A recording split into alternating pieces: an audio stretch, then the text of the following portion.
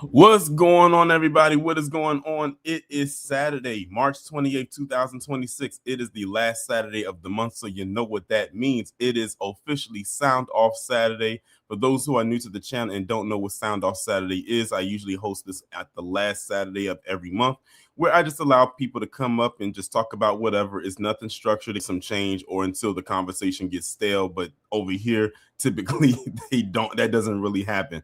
People better realize or remember when I've had lives that have gone for at least 6 hours. So we can keep the conversations going for as long as possible. But shout out to everybody that is here so far in the chat, all the members, all the mods, everybody in the Discord, everybody over there on Patreon as well. I'm glad that all of you are tuned in right now. But before I drop the link and pin the link, let me acknowledge those who are here so far in the chat. We got Dimpleface, we got Jesse, we got Scoop, Firebat, Southern Lady Brown. Who else we got in here? Denise Bowler, Hurricane Nisi, and shout out to Miss Nisi. Her birthday is tomorrow. She will be turning 62 years young. So make sure, if y'all haven't done so already, which I've seen some of you already do, acknowledge this wonderful queen over here, her happiest of birthdays. We got Rybon, we got Spidey. Shout out to Spidey. Spidey, you haven't been in the chat. It's been a while since the last time you was in this chat. You used to always be in the chat, but I'm glad you found your way back. We got Xavier. We got KG is in here. Delon, Pinky, JYB. Wallow just came into the chat. We got Cog. Excuse me if I mispronounced your name. Correct me if I'm wrong. We got Songwriter. We got Lil JJ. Joseph Washington, SD Johnson, Anita Harrell, Stacy Michelle, Bills fan, Mr. Williams, Tutneys. Who else? Bills fan. I think I said Bills fan. And Doc Spencer just came in the chat. But shout out to, and Marco Brolo just came in here as well. Shout out to everybody that is here so far in the chat. So without further SD Johnson, happy belated birthdays. He said that he just had theirs on Thursday. It's a lot of March birthdays. I have coworkers who I work with who have who birthdays in March as well. My dad's birthday was last Saturday, a week ago. That's why I said I didn't. That's why I need to do the weekly recap on last Saturday. Even though I did it, like, I think it was that Wednesday or that Thursday. But shout out to all the people who have March birthdays. There's way too many of y'all. We got Jonathan. Jonathan just popped up in the chat as well. Okay, now that everybody is here so far, and I'm sure it's going to continue to grow as we continue to go forward, let me go ahead now and drop the link in the chat. And then I'm going to have to go open up YouTube so I can pin it. I wish on StreamYards there was a way that you could pin the comment on here without having to go over to YouTube in order to do it. But let me go ahead and pin the StreamYard link there. So if anybody wants to come up, they can just click it. But Mr. Williams said your hits was on the 3rd and he turned 48. See, like I said, it's way too many people who have birthdays in March. But shout out to all the March birthdays. We have another one that said, Gons Campbell said theirs was also on March 3rd. All these March birthdays, we got all these Pisces and Aries running around. It's crazy. But everybody knows that the best sign is the next sign, and that is all, the Tauruses. I mean, it is what it is. Deal with it, or as I like to say, cope and endure. All right, we have let's see, we have 4 people that just popped up already. So let me go ahead and start bringing them up. We got Mr. Williams, we got Joseph, we got Jonathan, and we got Jesse. What's going on, y'all? Hey, what's up? Salute to everyone. How are y'all doing? I'm good. Can you hear me? I can hear y'all. Okay. Oh, okay. Yeah. I'm trying to get my exercise on like Jonathan. Yeah, I went to the gym yesterday. I had just did some cardio. Yesterday from 4:30 to 12:30 was a long Ooh.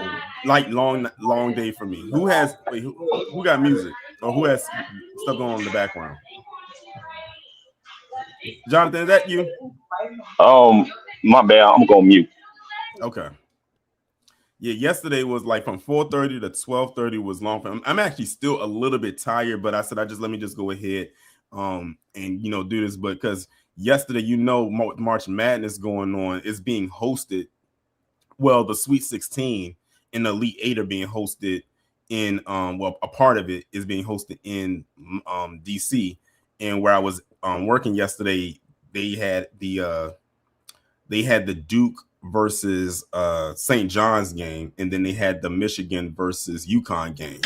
And I was there from like 4:30 and to like about 12:40 in the morning, and I didn't get home until after 1. So like I didn't even know it was March Madness.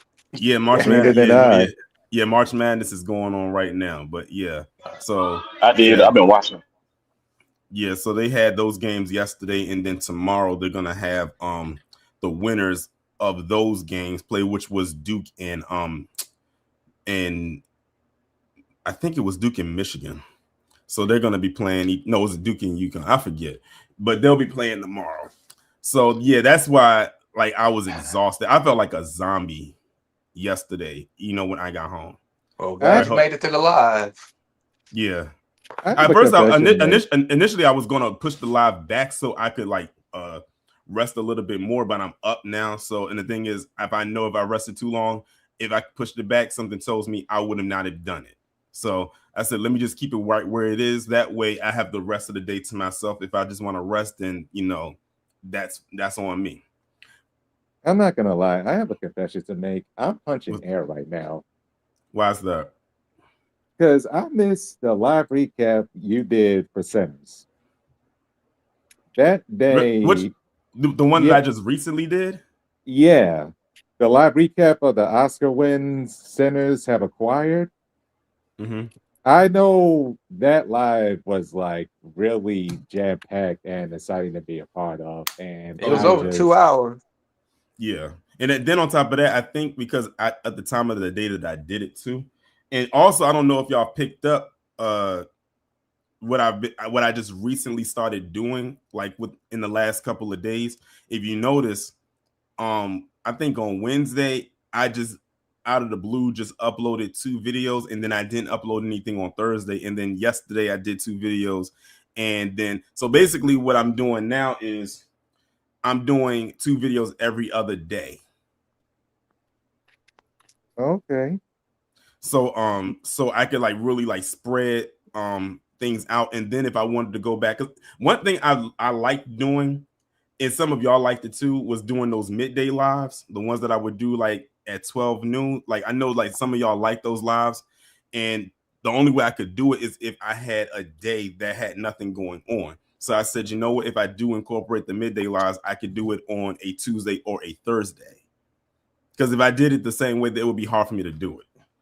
So that's one of the reasons why I did it. And then I just keep the weekends free so I can do this type of live. And then when I have the True Crime Sundays fall, those of course will happen. Of course, tomorrow will be a True Crime Sunday. So y'all will see what that's going to be on after this live is done. We got some more people that just came up. I have a feeling I know who this is. I have a feeling that this is KG, but I could be wrong. KG. What up, Kid Gravity? We know it's you. Hey, KG. We need to save young white men. They so butt sore over that. Here too. They really are. I'm like, bruh, they trying to call it whiteface. No, he made fun of a person. Right. Well, you need to save them from the updated age draft.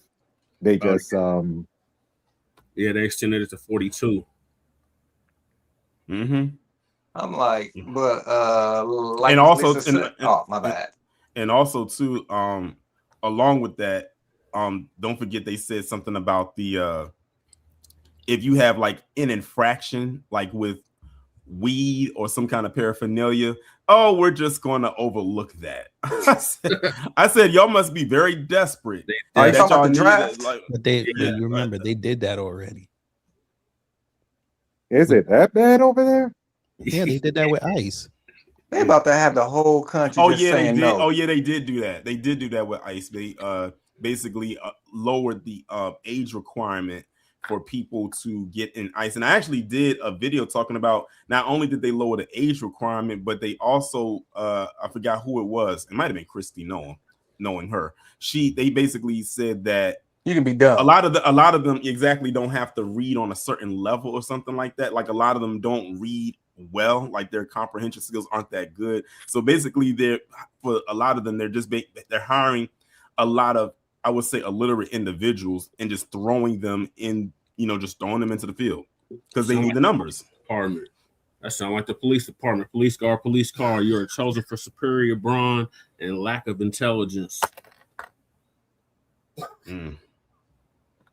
right, let's and see. Very poignant point. They need bodies. It's like, yeah, the numbers are low. The numbers are overall they're low. The morale is low. Are you talking about ICE or the armed forces, or both? Probably both. Since they're the military, probably definitely the military. Okay, because a lot of them don't want to go over it. Like a lot of them will claim that they're so patriotic and everything like that, but when they have to face actual war, then it's like, oh no, then I don't want to do it. Because let's be real, a lot of people be joining the military for financial things, maybe to get to get a home, maybe get a car. A lot of them do it for the finance thing, but now it's like, oh God, we are in the middle of a war. We might actually have to take up arms and put you on the front lines and like actually see something and go fight. Now it's like, yeah, it ain't worth it. And like Philip Scott said, you are fighting people that in their minds, they're fighting a holy war, so they ain't scared to die. Plus, like Miss Lisa said, you are fighting people in high altitudes, which you have not trained for at all. So you can go ahead and start going up there all you want, but people who are in MMA train at that, and that stuff is tiring because you got to adjust your body to dealing with that extra loss of air so you can build up cardio. They're not ready for that. And them people live in mountains and man, they gonna get slaughtered. Hey, Torian. So people ain't crazy. You heard what happened to Kobe Covington? Who's that? The MMA dude that was Team MAGA. Oh, yeah, I heard him. Yeah, I'll talk. Yeah, that dumbass. Now he acting like he won MAGA. Now he all outraged about what's going on. It looked like that UFC card ain't going to happen. A lot of fighters are dropping out. Is it the one supposed to be today? No, the one that they're having at the White House on July 4th. Oh, I don't blame them. Oh, what? Oh, the Patriot games, they said? Yeah. Wow. And that Israel dude also, he out too. So I was like, yeah, that card gonna look like shit. Wow. And they ain't about. I don't blame them. I do not blame them. But I was just watching your one on Carmelo Anthony, and you was talking about what did old boy get 10 years for? Armed robbery. Yeah, because I don't think he explained why he got 10 years. How you doing, Tori? What's going on? I can hear you. I Googled it. It was armed robbery. What's going on, everybody? How's everybody doing? What's going on, Spidey? Like good. long time. What's up, Spidey? Hey, Spidey, how you doing? Hey, Spidey. Doing fine, man. Doing fine. My birthday was actually yesterday, y'all. Just wanted to put that out there. Happy belated. Happy belated, man. Birthday. Happy belated. Really appreciate it. Yeah, but I didn't know what he actually went to jail for. But I said for 10 years it had to be something serious. But you said armed robbery, so yeah, that's a hefty felony. But he's like, y'all saw when I was scrolling through all the videos that he did on Carmelo Anthony, and that was just a fraction of them. I was only scrolling for like 30 seconds. Like he had way more than that. Like if you was to go to his channel and just type in Carmelo Anthony, he has rows on top of rows on top of rows of videos that he did on him, dating back to when the incident first happened. The most recent one that he did was maybe about 3 months ago. And I think he stopped after that. But I'm thinking when the trial happens in June, he's going to ramp it right back up. I mean, how much do they got to talk about? Seriously. It's nothing there. We don't know anything. Exactly. We don't. It was an we, incident we that don't, took probably 5 minutes, and they're blowing it up. yeah, we don't know any more than what has been put out there by the media, and it's not much. The last thing we heard was that he got enrolled into college, he's on house arrest, and that his trial is in June. That is it. Okay. We don't know any more past that. So all this other stuff that people are putting out there is nothing but speculation and propaganda and hate. That's really all it is, and that's why I to this day when this happened, I told people, and I'm gonna stand on this when I say it for those who may have missed it. That incident that happened down there with those two, that should have been treated as an isolated incident that should only been contained in that area of Texas. Or it should not have left the state. But people like Matt Walsh blew it up and turned it into, oh, he killed him because he was white. Oh, it was a hate crime. When Matt Walsh did that, and people like him did that, that's what blew the story up. That's what made the story bigger than what it was. And I said, you know what? If they go to court and they tried to get him on first degree or some type of hate crime, he would walk, because there's absolutely no proof that he went there with intent to kill Austin Metcalf, and there's no proof that he went there and he took him out because he was white. There's no proof. Like that, he would either walk completely or he would get a misdemeanor of some sort, and he might have to be on probation and maybe some community service or something like that. He wouldn't do some crazy time. Well, I even put in the comment section on that video, my issue with the case is how they're trying to do first degree murder. Okay, well, he was confronted while minding his business, and because they had an issue with him being in the tent. Mm-hmm. Well, if that was their issue, you go get an adult or a security present to remove him. Mm-hmm. Then whatever was said back and forth, he warned them. Yeah. And even, I hate to say his name, Daniel Penny's attorney agreed that they had a chance to walk away. Also, they confronted him, so they closed the distance on him. And I think after that happened, they was talking to the other twin. And I don't know if you remember that interview. His brother said that his brother put hands on Carmelo first. Yeah, he did say that. Yeah. On camera. He's literally talking on camera. So everything they're trying to accuse Carmelo right now pretty much gets thrown out the window. Yeah. See. Go ahead, Spidey. See, this whole case should remind everybody, this whole stand your ground thing, not for us. Black people, not for us. You damn right it ain't for us. Shit. Absolutely.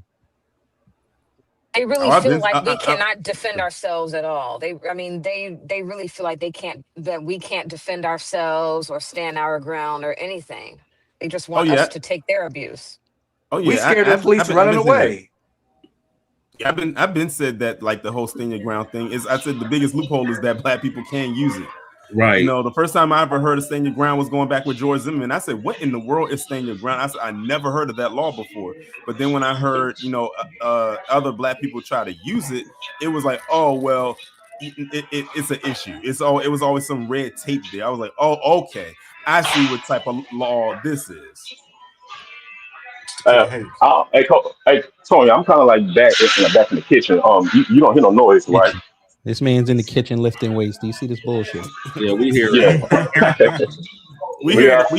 We do hear it a little bit. So Jonathan can't get the buzzer today. No, Wallow needs to get the buzzer. Some weights. That's what you need to do. He gonna elbow the mic hours ago, man. They the ones supposed to be racking them weights. I rack my weights. I be getting on them for not racking them weights. They just sitting around talking and all that. Rack the weights.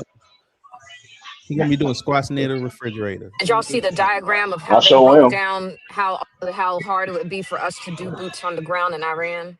Did y'all see that? We're ready for $4 gas next week. Yeah, we're covering our sister.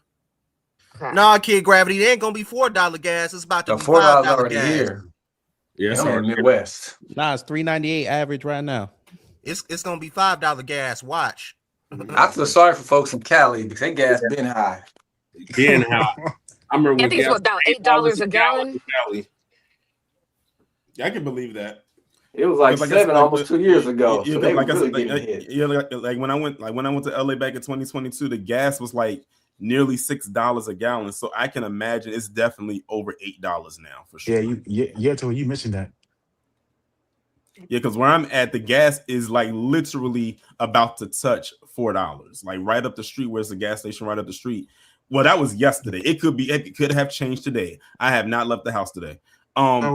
Like the gas, when I saw it yesterday, when I was on my way to the gym, it was like $3.93. So it could be at $4. So it could be at like $4 now. I don't know. It could possibly be there. And I was actually having a conversation with one of my coworkers yesterday, and she was talking about how we can be stressed out like when it comes to work. And I said, sounds like you need a vacation. It's going to be taboo to say that for now. To say it sounds like you need a vacation, because typically when people go on vacation, they're either going to drive if it's driving distance, unless they want to do the cross country thing or a road trip I'll thing, be driving, or they want to fly. But the thing is, it's a double-edged sword, because it's like on one hand you can't fly because the airports are so backed up, but then on the other flip side, you don't want to drive because gas is so high.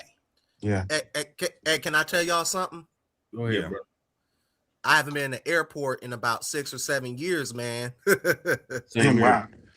Well, look at the airport right now, and the TSA is horrible, man. They pretty much more than 50% of the employees don't work at TSA in the Northeast. Man, I actually want to go to Trinidad, but looks like that may not happen. Oh well, I just as long as that Strait of Hormuz is closed down, ground assault is the only option that this government has, and they know it's going to be a suicide mission. It's literally impossible to go up against 80 million people. Pretty much. Pretty much. Yeah, so. yeah. That's been preparing for this for 20 years. Yep. Yeah, they said that it's hard to do boots on the ground in Iran. They said that the region or the border that we would have to cross into is surrounded by nothing but a mountain range. Mm-hmm. And they said that like Iran is like 2 or 3 times bigger than Afghanistan and Iraq. And that that's just target practice for them. That's target practice. We're gonna need, they said that we're gonna need about 300,000 to 500,000 troops boots on the ground in order to enter Iran. More than half that want to make it. Yep. Yeah. And ain't no telling what they got in those mountains. They said that they've been preparing for us for 20 years. It's no telling what type of stuff they got in those mountains. Snipers. And this is what Iran has been doing. They knew that ground assault would be the only option, because they was warning even the previous administration that asymmetric warfare was coming. And what Trump did in Venezuela, with Venezuela, he thought that he was going to scare off Anatolia and Iran, even though Anatolia's not here anymore. That doesn't faze them. See, Iran is not Argentina. Argentina just got shut down by 1,000 troops that was already on base since 2019. So they were preparing this since 2018, actually. So Iran's in the war. Yeah, and the only reason why we invaded Venezuela obviously was over their oil. Yeah. Mm-hmm. And it's not dirty oil. No, it was you talking about that dirty oil? Drugs. You got a point. You got a point. That oil is not That even dirty useful. oil that went to Israel, and the money's in Qatar. They want us to listen. They want us to think it was over drugs. They don't give a damn about the drugs. They care about that rich ass oil. Yeah, in their mind. They could get that oil that they can't process. They can't even process that. Well, the United States government could get the drugs from Mexico any day of the week. They've been working in conjunction since 1985 with the cartels. Yeah, that's why the cartels are still alive. So, in some ways, it kind of started with Nicaragua, though. Yeah, go back and look at that. shit. I remember that. I remember that. Nicaragua Contra, yeah. Well, yeah, Nicaragua was in the Civil War, so it was so easy to infiltrate. As far as Mexico goes, even though the states hated each other, like Sonora, Tijuana, Juarez, they hated each other, they were organized. Way more than Nicaragua. Nicaragua is just for its trees, guns, and wild animals and drugs. So, yep. that's a neat way of putting it, man. Basically, Mexico's a city. Mexico City is and Mexico City was it Guadalajara or Mexico City? Well, Mexico City was the hub of the cartels in 1985. Okay, so it was the hub. I mean, it was cartel money that built Cancun. So when people go to Cancun, you do realize that city was that place was built. Yeah, so that's like even in Florida, all that all that drug money built Florida up. I watched what's that, Cocaine Cowboys, and they said Florida was basically Florida was a retirement area. Mm-hmm. Yeah. That Miami area, yeah, I think that was the area that really was a retirement area.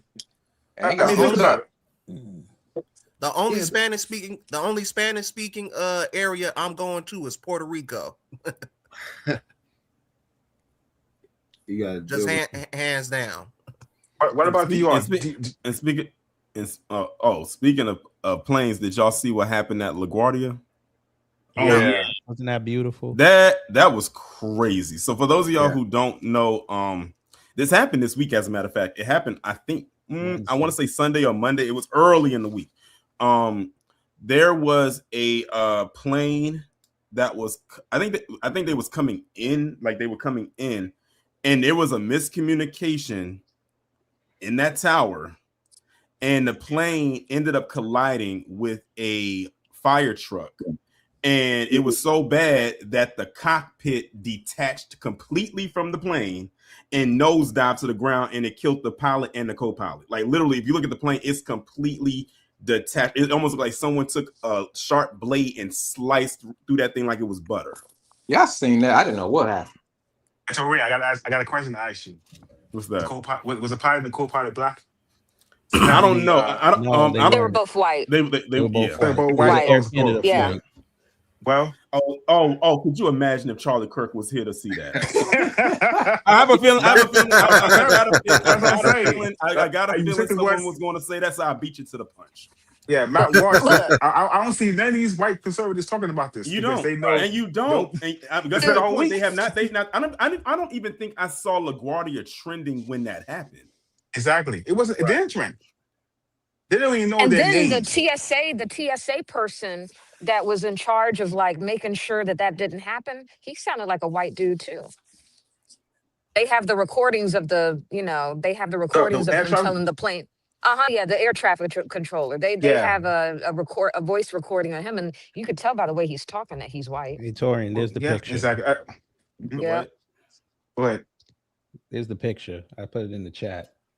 Oh, of the pilots. Yeah, they were flying Air Canada. They were piloting Air Canada. Excuse me for asking. Please excuse me for asking. But where's LaGuardia located again? New York. New York. Okay. It's right by City Field.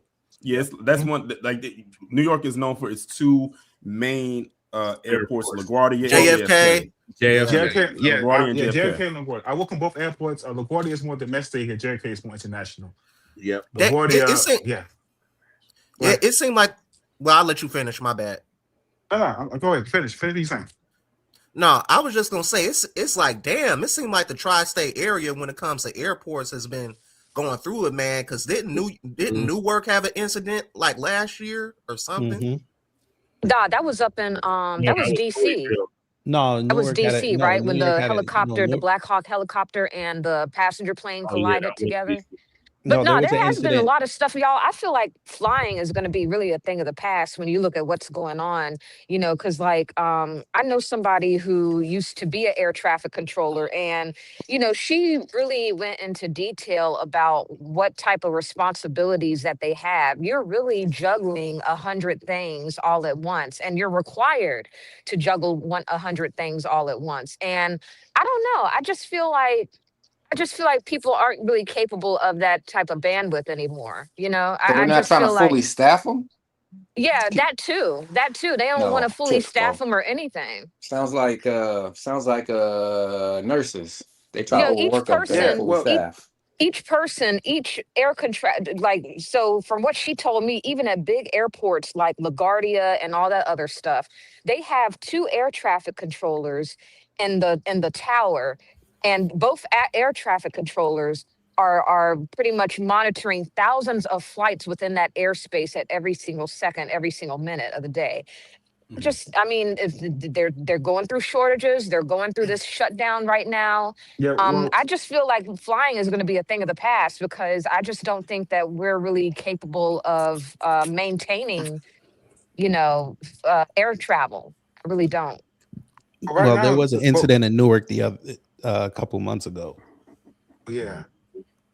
Well, right now for both LaGuardia and JFK, because I know I talk to people, I work over there, that we're having a contract rotation. So a lot of contracts are being removed because of patients, fraud.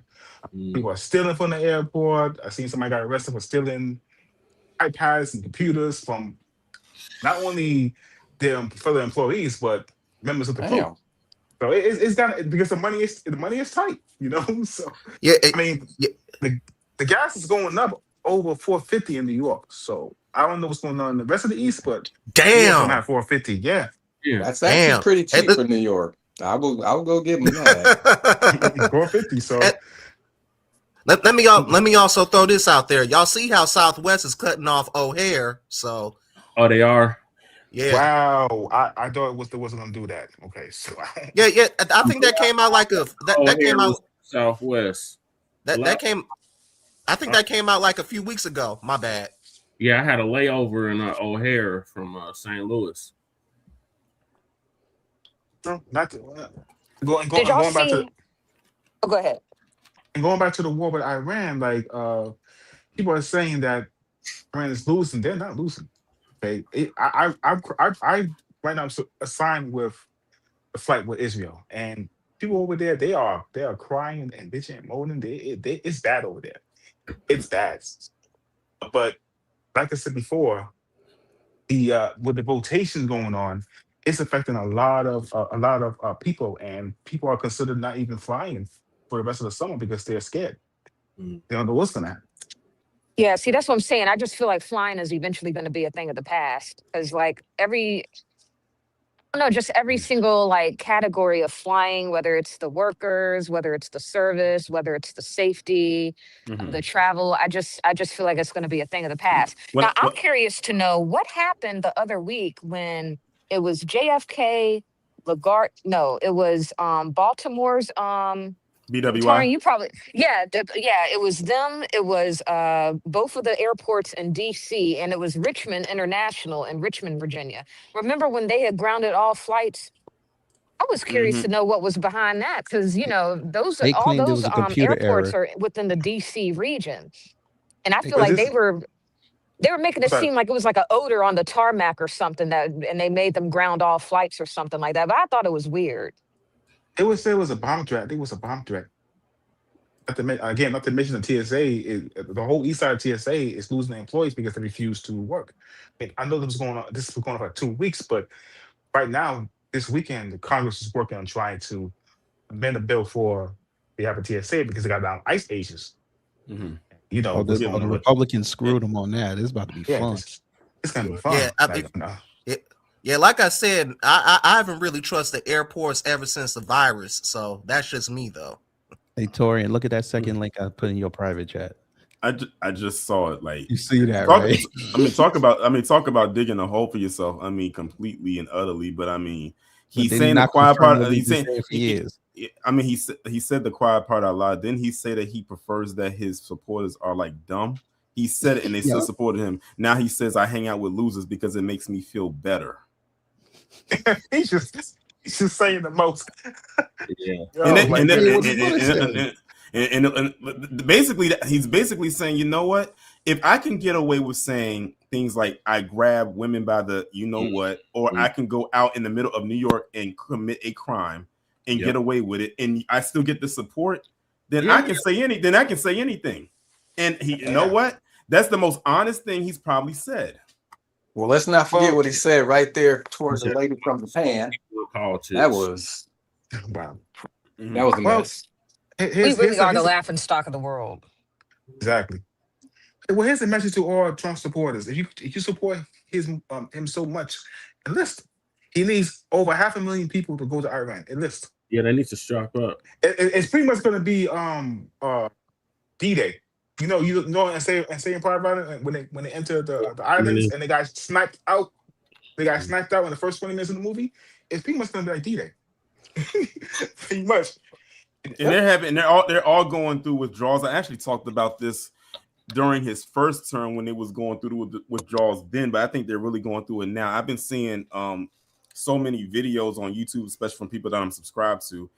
It's gotten to the point where kids who have parents that are aligned with that, they have detached themselves from them. I mean, it's so many stories that I've heard over the last couple of weeks. They are losing their minds. Like, they are saying, you know, oh, I regret my vote, and I didn't think this was going to happen. Oh, you knew it was going to happen. You just didn't think it was going to happen to you. See, the thing is, now it's gotten dropped at your doorstep, and now you don't know what to do. And also let me also insert, since we're kind of like on the subject a little bit.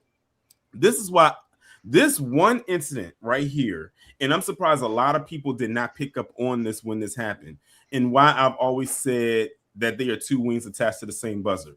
When under the Biden administration, when they had all that influx of the illegals coming over here, especially from the southern border, I said the first wing, the left wing, was allowing them to come over in droves the way that they did. Here's where the right wing came into play, and more particularly Governor Wheels down there in Texas. Where did he send them to? He sent them to all the sanctuary cities and all the blue states where a lot of black people were at. That's how they both worked in tandem. You had one that opened up the border, and you had the other one send them to where we're at. That's how they work together. That's how they work together. That's how they cohesively work together. I don't know how, and I don't know how many, and I don't know how, and I don't know how people did not pick that up. And what did it do for Governor Wills? It sent the trigger off to all the others in the red state, like people down there, like the Satan, to do the same thing. Yep. Exactly. All because they wanted to spite them and have a point to prove. Instead of, and the thing is, especially with Governor Wills, you're right there. You could have easily just said, "Oh, pull a U-turn and send them right back." But no, you said, "Nope, I'm going to spite you." And you know what? I'm gonna just send some here. I'm gonna drop some here and drop some there. Yep. Yep. You got a call. You got a call. They're all walking. Go ahead. Can I raise something real quick? Go ahead, brother. Yep. And I feel like this is kind of relevant. What did LBJ say about 60-something years ago? He said that the GOP panders to the lowest common denominator financially in the white community, and now they're paying for that shit. The rednecks. Yep. The rednecks are paying for it heavily. Forrest White, that they're better than the Negro, you could pick his pocket for the next 50 years. Right. I'm sorry I got the quote wrong, but yeah, you're right on point. Yep. Remember, people, the poorest white man will always be better than the richest black man. Yep. The fact. So no matter how many times a black man gets rich, the poorest white man, look what happened to Bill Cosby. Does he feel rich? He was in jail. See, that's the point. Bill Cosby got locked up. That was the end game. They didn't care about how much money they took from him. Locking him up was sending the message. Yeah. But that's the point. They sending him to jail was sending the message to every single black man and woman, no matter how rich, no matter how poor, we can still get you. Yep, getting in jail right now for that. Yep. Right. Look what they try to do to. I'll let you finish, Shorian. Sorry. And speaking of, let's look at what just recently happened again with Tiger Woods, Mr. Kablasian himself.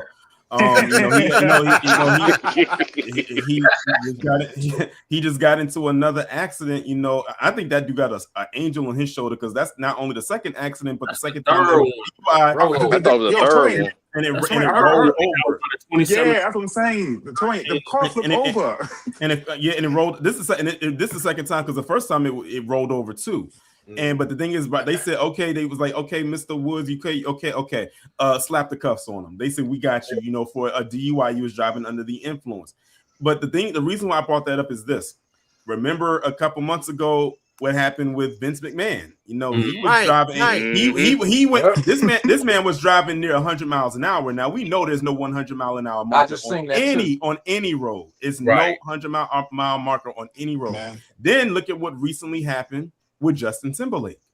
That was from 2024. He was driving under the influence in the Hamptons.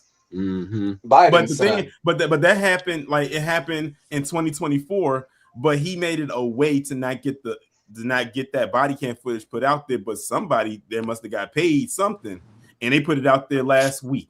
So now everybody has seen it. Not only his DUI, I mean, Justin Timberlake could barely walk a straight line without stumbling. Then they had to arrest him. Then they had the footage with him inside of the police station, inside of the interrogation room, and all that actually came out as well. The point of the matter is, you heard more about Tiger Woods than you did about Justin Timberlake and Vince McMahon. Right, and I think Town Biz just did a video on Justin Timberlake where he basically has said, "Don't you know that I'm white?" or something in that same video. Oh yeah. So yeah, the Tiger Woods. I remember what it said on your first mugshot. It said B for black. It didn't say C for Cablasian. Right. Remember, speaking of which, I got a picture of Jocelyn Hernandez from Love and Hip Hop. He says white. I got the mugshot. So these people know what they're doing. They know that they've been struggling to have children since post Great Depression, and now bringing other groups of non-black people to this country will strengthen the numbers because they care about quantity and not quality. Yeah. Okay. So it's no coincidence. It's no coincidence all these white women are coming in droves having children with black men. Not just athletes, but your average black men. Keep an eye on that. It's the whole emphasis on white supremacy to maintain white genetic survival to prevent white genetic annihilation. That's what Dr. Francis Cress Welsing taught us. Right. If y'all have not, I'm glad you brought her up. If you have not read the ISIS papers, or as I like to call it, the Black Bible, because why not? You definitely need to crack open that book, but not only just read the book, internalize what's in the book, because everything that she said in that book years ago has come to fruition years later, and it's still happening. How much does that book cost now? I need to go look that up. I got it off of Amazon. I forgot how much it cost. I forgot how much it cost when I bought it. I think it's $22 on Amazon. I bought it for $22. It's better for 22. Yeah, that's one of many books that I want to sit down and read. That's on my list. So I highly suggest it. Got the link. Yeah, I remember when I had finished reading it. Those who was around at the time, or still around now, I had did a whole live talking about the book. Like I had made sure put markers in there, highlighting different things in the chapter and everything. It's a really, really good book. I feel like that should be required reading. Yeah, I agree, Torian. And shout out to these our brother the curriculum. Loaded. He don't want to give it a link. And if you don't have the curriculum at school, make it a curriculum in your home. At least there you can control that. The big kids and the little kids require reading for the big kids and the little kids. As far as I'm concerned, if it's an audio book, get that, pop it into. Hey Tori, what's going on? What's going on, KJ? I got a Patreon for you. Oh Lord. Yeah, this one's bad. Oh Lord, who done set up a Patreon now, Kid Grabby? Huh? Who's Patreon? It's a story for Torian's Patreon. Okay. I see it. Yeah, I can't believe I still can't believe Drewski pulled it off with this and people are still mad. Remember, you guys were mad when Robert Downey Jr. did Tropic Thunder. Okay, not only I wasn't mad, a lot of people was actually celebrating it because it was funny. Yeah. Now y'all have a problem with this? And the thing is, they can't say that Drewski was lying in anything that he did. And the thing is, it was so interesting because he captioned it like, this is like what the conservative white woman is, even though we know that he was mocking Erica Kirk. But the thing is, not once was Erica Kirk's name mentioned in the video. Charlie Kirk's name wasn't mentioned in the video. He didn't even say her name in the caption, but they saw that, and he knew exactly what he was doing when he did that. Even though we all know what he was doing, but what got me though was them saying how dare he mock this grieving widow? I said, this woman ain't grieved. She ain't grieved one bit, Torian. Nope. Has she even shed a tear yet? No. A real tear? No. A fake tear? Oh, she shed several fake tears. Somebody always slid on her house. They had her buy a bowl of onions or something. That woman is shedding air. Ain't not one tear is falling out her eyes. Yeah, No, she humping on JD. We all know what she doing. She humping on JD right now. So Right. yeah, this I want to put my 2 cents on that. 'Cause I've been watching that all week. That was, bro. Y'all know what's the funny part about it? He looked just like Erica Kirk when he did that. That's how everybody kept saying he was portraying Erica Kirk because they looked just alike, and she was portraying her so well. And the thing is, he didn't do anything racist or do anything to make fun of her. He was just showing the accuracy of what she was doing, Mhm. and she was showing her how she really felt about Charlie Kirk, as if his death didn't, affect her at all. Like no sympathy at all. Like he was literally just Big Easy. showing us how, like the real Erica Kirk, just by doing that, and they're gonna get mad behind him. And I'm like, so and then I saw those tweets and now, why they act like blackface been going on before this happened? When they talk about, oh, so if blackface is okay? Like, no. Right. Yeah, and y'all, for a second, y'all been doing blackface. This wasn't even blackface. He all he did was just portray Erica Kirk. It's basically a Halloween costume. So it doesn't count as a whiteface. Like Odu said, Robert Downey Jr. Played a black character. We wasn't tripping. We was like happy and all that. That he made it funny, and he didn't. And the thing is, when he was portraying as a black character, Robert Downey didn't do nothing. He didn't do anything to make fun of us. He didn't make us look like we was hood or like no single parent home. He didn't make us. He didn't portray us as none of that. He just portrayed us as a black character doing what black people do, be funny, all that throughout that whole movie. So that's the difference between him and these racist fools doing blackface. So no, you don't. And then as for suing, like Lisa Cabrera said, well, if Erica sues him for that, then when you do blackface, expect us to sue as well. I mean, you said you can't have the goose and then the gander, whatever. It was some quote she said. I tried to remember it, I couldn't, but Lisa made really good points about that.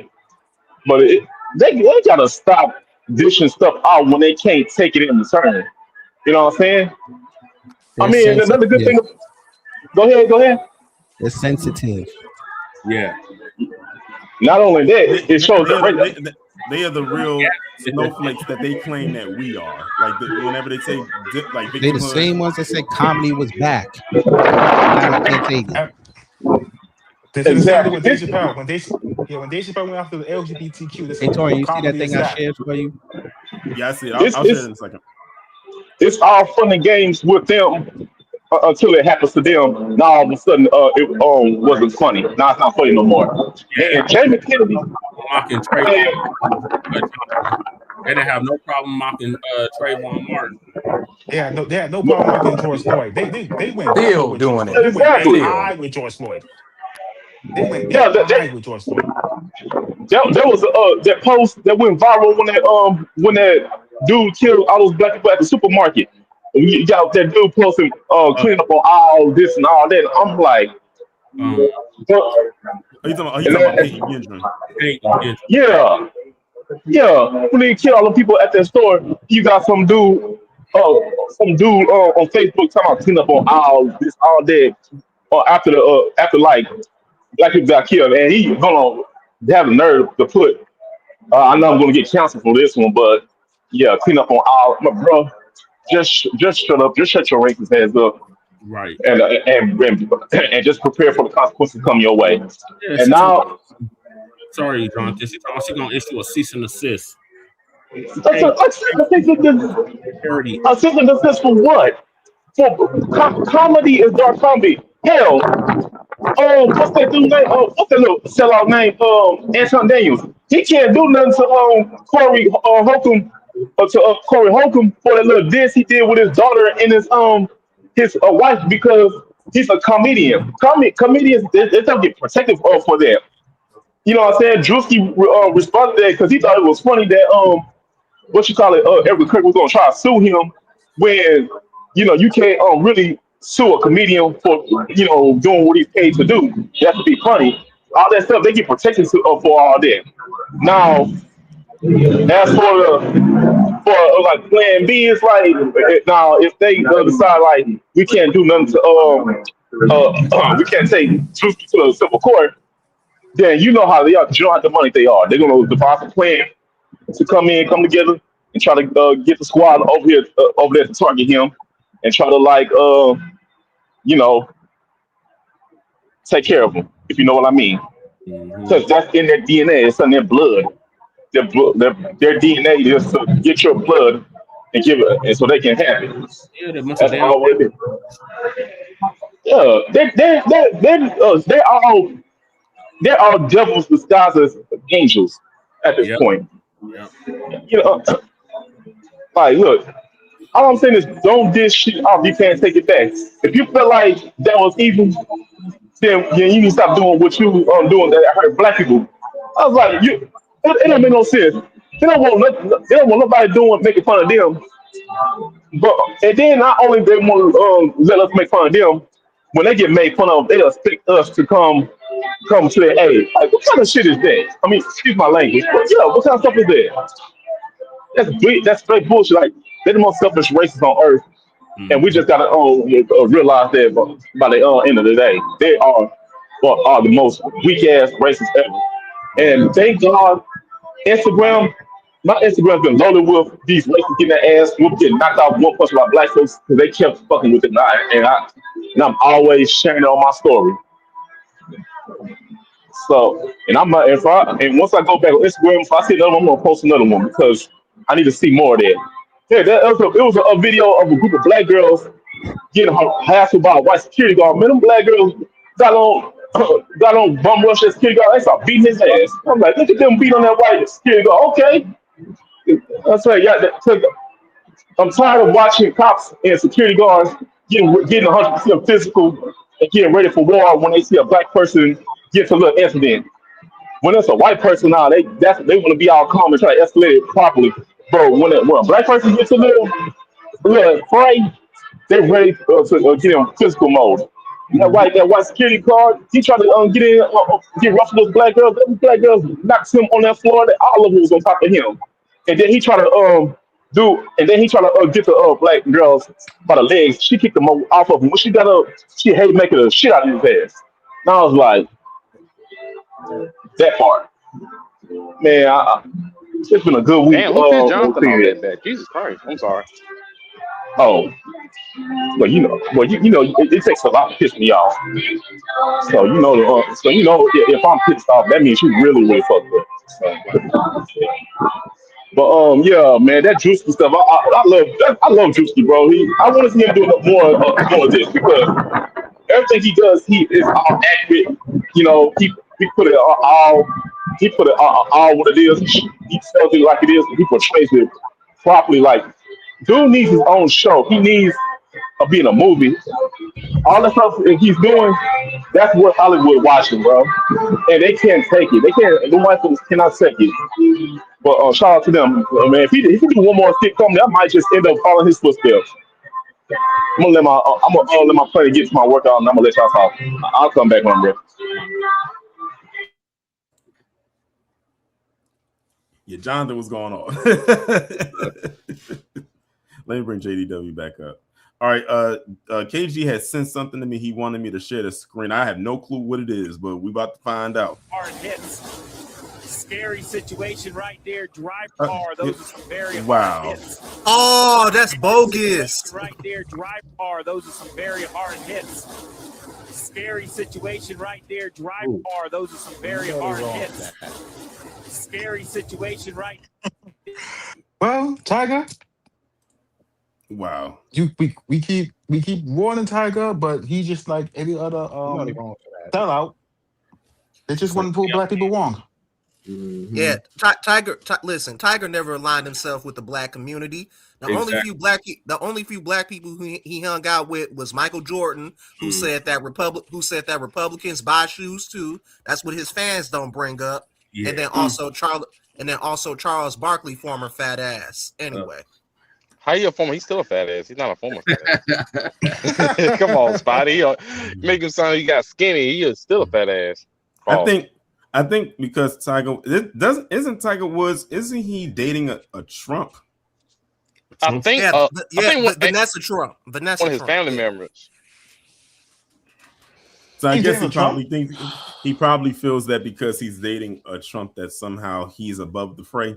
You're not privileged. No, you're not. No. Well, he doesn't care because he'll figure it out. He didn't care because look how he talks. He don't be around black folks. They say, I mean, I think his father's black. He moved out of the neighborhood way before Tiger was even born. Understand that his father checked out the black community decades, couple years before he was even born. So think about that. Tiger Woods is over 50 years old. His father's still alive. His mother's still alive.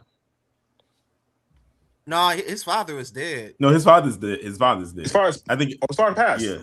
Oh, yeah. So he's still alive. I think his mom is dead too. She died like in 2024. I could be wrong. Oh, I didn't know that. I thought his father. His dad passed in 2006. Oh, damn. Okay. Yeah. Way off. I thought both his parents still alive.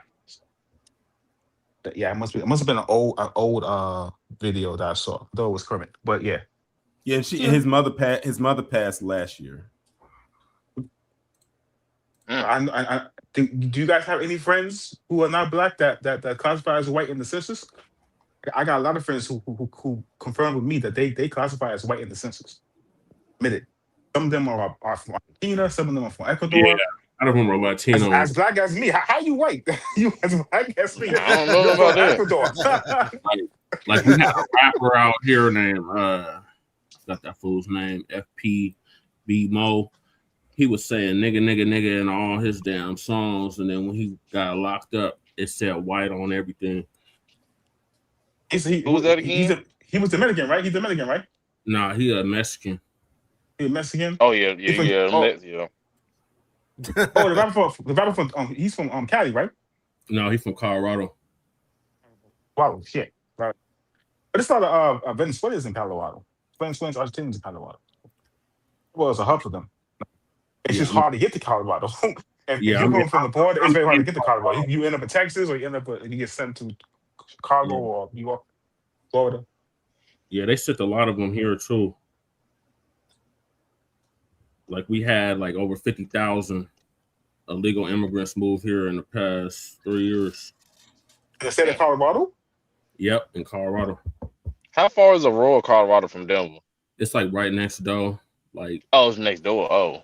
15 minutes. It's a suburb. It was like a suburb area, basically. Oh, I thought Aurora was like a couple hours drive from Denver. Denver. Yeah, no, it's right Denver's surrounded by rural areas. Yeah, I know for a fact Denver International is way bigger than the airport we have here in Milwaukee, man. Yeah, Denver International is like its own city. Yeah, that makes sense because that's the best place to house a lot of them because they're way out in the middle of nowhere. Like I'm from Denver, and when they built the airport in '95, we was like, "What the hell?" Because we used to have an airport in the city called Stapleton. It was named after a Klans member. And oh yeah, that's right. Yeah. And they moved that airport out there, and we was like, "What the hell?" Because Stapleton hired a lot of black people. There's a lot of black people that worked at Stapleton. So when they what's the population? What's the population? The black population now in Colorado? Shit, it was a large one, and going back in the 70s, like 80s. 5% of the state. So like 200,000 maybe. Hey, if you know my, go ahead. No, I'll let you finish. My bad. Yeah, you from Milwaukee, brother. So what's the largest? Milwaukee has the largest black population. Am I correct? Yep, damn right. Yep. Milwaukee is up there. Yep. Yep, and a lot and see a lot of the FBAs in Milwaukee. Listen, man, a lot of the FBAs from Milwaukee, just like Detroit and Chicago. Most of our roots we come from Tennessee, Arkansas, Alabama, and Mississippi, the SIP, or as we call it, the SIP. Yep. Are you familiar with the Outlaws? You said the Outlaws. Yeah. Not Tupac's group, but there's There's a radio show out of Milwaukee called Outlaw Radio. Listen, I might be, I know a lot of, believe it or not, for me to be as young as I am, for my generation, I not to sound cocky, but I know a lot of different things. So sometimes they all get mixed up together. So, okay. but that does sound pretty familiar. Well, I was tapped in with them for a minute, but they started getting on some Democratic shieldness, so I had to leave them alone. Okay. Okay. Yeah. Okay. Hey, one thing I noticed about a lot of these Democratic radio stations, they're trying to pivot back to the black grassroots. Yet they spent the last 10 years disrespecting us, telling us to vote. Oh, They're you trying to vote be for the the black president, but grassroots. did you vote for your locals? Did you talk to your locals? Here it is. The last 4 years, you have black people, foundational black Americans, talking to these local politicians, and these local politicians was literally sitting in our faces, playing with our faces, and they have nothing to say. Not only that they have nothing to say, they told us literally after Trump became the president, you need to try to get the Democrats back in. Not even 4 weeks. I'm thinking to myself, wait a minute, you have 4 years, right? And now you want us to do it again? Y'all want us to vote him out of office again when we did it in 2020? They had 16 years, brother. They had 16 years. They had 16 years to do something specifically for us, and they completely decided to ignore us and prioritize illegal immigrants over us. And now they want us to go get our booties to the polls. Hell to the no. Especially with Obama. Obama damn well could have done something for us. He could have did something. Man, when George Zimmerman got off, I was done. I was pretty much done, man. Right. I was pissed. I was like, what year was that when he got off? What was that? 2012? 2023. 2013. Okay, I was like, 2013. Yeah, he got put in August of 2012. Was it 20? Yeah, I was 20. I was 20 years old when that happened. Damn. 25. I started my YouTube channel after Trayvon Martin got killed. So that's when the black media really started. Brother Philip Scott, he was literally the first person to call Obama. He got ostracized by a lot of people, and now over 1 million subscribers later, he's just sitting down just laughing at us like, "Yo, see, now you want to talk to me." So we got to get a huge salute to Brother Philip Scott, who paved the way for new black media in the social media streets. Yeah. Listen, to me, what really should have told y'all about Obama was when he threw his former pastor under the bus. Oh yeah, Jeremiah Wright. Yep. Yeah, Jeremiah Wright, because he was associated with Farrakhan. Farrakhan and Jeremiah Wright were very close. They were close for over years. This is before Barack Obama even became senator. Go ahead. Sorry, my bad. Go ahead. And remember when I think it was one of the first races campaigns he ran up against Bobby Rush. Even though now I got issue with Bobby Rush, but that's another topic. You're talking about the former Panther, right? Yeah. Speaking of Panthers, what happened to Birdsong? Is he in jail? Nobody cares. That clown. Nobody cares. But yeah, Nobody cares. The smartest Democrat to ever, in most recent years, is Gavin Newsom, because the smartest thing he ever did was not run against Trump in 2024. They prepping him for 2028, but here's the problem. He needs black people to get him in office. And he ain't gonna get it either.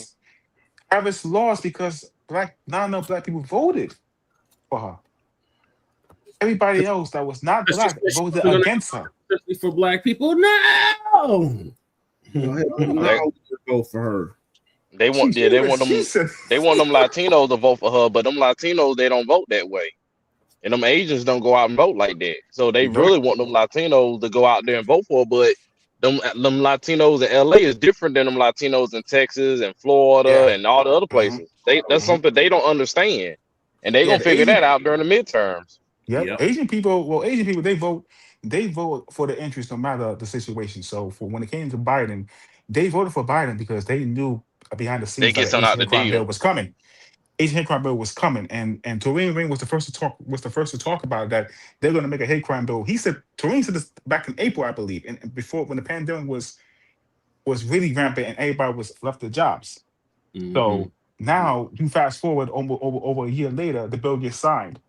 And one thing I've noticed about the Asian community, they've been very outspoken, trying to play Cardo and try to play unity and get with black folks. And I'm thinking to myself, why do you keep involving black people in your conversations about something that you guys have endorsed for hundreds of years?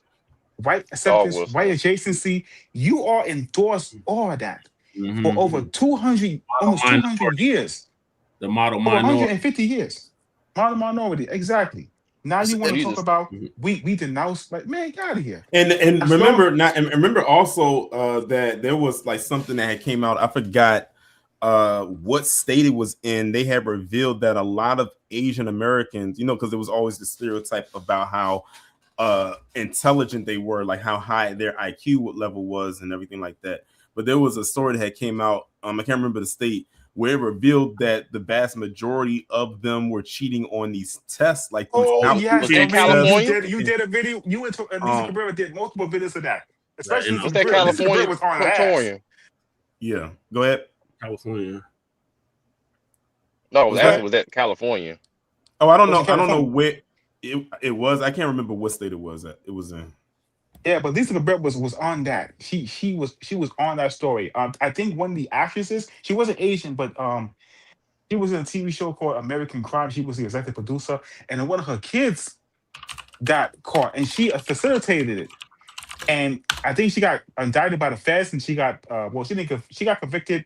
She pled no contest and got probation. Now, mind you, it was her and I think her daughter that was cheated on the exams. She facilitated. Now imagine that was Will Smith doing that for Jaden and Willow, even though both of them didn't go to college. They would have been on Will Smith's behind, way worse than the slap. Exactly. Yeah. Hey, I definitely remember the scandal that happened. That college admission scandal that happened a few years ago too. Mm-hmm. Yeah, and everybody got slapped on the wrist. Yep, everybody got slapped on the wrist. Right now, these people are using ChatGPT like it's no tomorrow. Just making papers of 20-page papers. I literally see an Asian woman that I work with. He had to write a 20-page paper on study of her, which she's graduating for. Like, I think she was doing psychology. Yo, she literally used ChatGPT and did all of that in less than 15 minutes. She get caught? No, I was watching her doing it. She has a ChatGPT filter where it blocks, so it goes from 100% AI to almost 100% human, and she has to edit it. So she pretty much was done with it. Like, she told me everything, and we just reviewed it. I think to myself, this girl is literally cheating. They might stop making them do them papers and stuff for real. I mean, here's the thing though. In college, the main curriculum is papers. You have to do a paper. I mean, everybody who went to college know that. So now, if they stop that, that's really gonna hurt. It's really gonna hurt the curriculum. It's gonna make it even more easier for them. Because I remember when I was in college and we had to do a senior paper. This was back in 2010.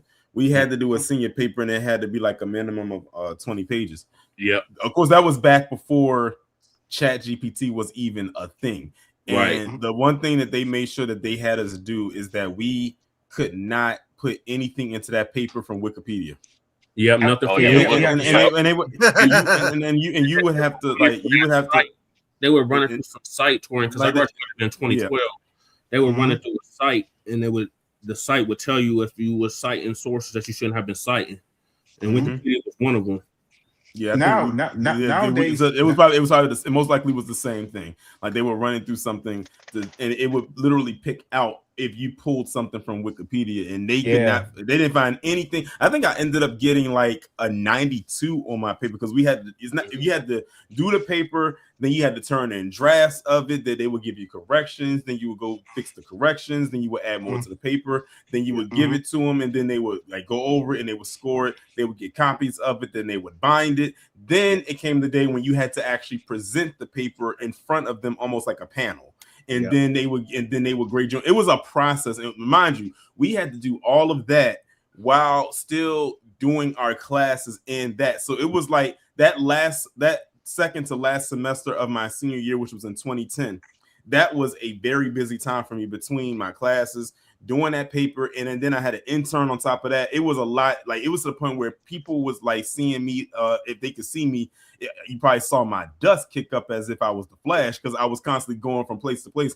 Yep. But then when that last semester of my senior year came, I literally did the minimum amount of credit hours. The minimum of credit hours you could do when I was in college was 12 credit hours. That was like a freshman's first semester. Yep. And I was doing that as a senior. And because basically what happened is I ended up doing almost like junior level college credit hours as a freshman, which my counselor had heavily advised that I do not do. She said, I can't stop you from doing it, but it could be a lot for you as a freshman. I said, nope. I said, because I see the end game. I see if I do all of this now, by the time I get ready to graduate, I won't have much left to do. So basically, when my second semester came, my last year, like my graduating year in 2011, I had 12 credit hours. Most of those was electives. Yep. So literally, I had all of my major classes done with the exception of maybe one or two. I had to do an internship. Outside of those, everything else was electives. It got to the point where I would have one free day. I think it was maybe a Friday. So I always had a 3-day weekend. One of those days, I only had one thing to do, which was the internship. And I think that was on a Thursday. So literally Monday through Wednesday was a major class, electives. Thursday was one thing, which was my internship, and Friday was a free day. So that was like the laid back schedule right there. So it would be times where people would hardly ever see me towards the end of the week because I would just be chilling. I sometimes wouldn't come to the campus or whatever. The only time I came to the campus was when I had those electives. Yeah, I know you enjoyed those free days too, didn't you? Oh, most definitely. Like that was a chill day. Like that, I would just do it. Like, I mean, think about it. You have a 3-day weekend every week until you graduate. That's lovely. Yeah, that was in. Go ahead. That was in South Carolina, right? Yeah. Yep. Okay. Oh yeah, but nowadays with the ChatGPT, the finding ways to try to stop it. Thing is, this a lot of people can make AI vendors own version of chat. It's not the actual, but they can make their own AI vendors where they can help with their papers, and not only that, filter out any sites that can discover their cheating. And speaking of so wait, you went to Howard University, right? No. I went to Benedict. You went to Benedict. Okay, so what do you think about BTS's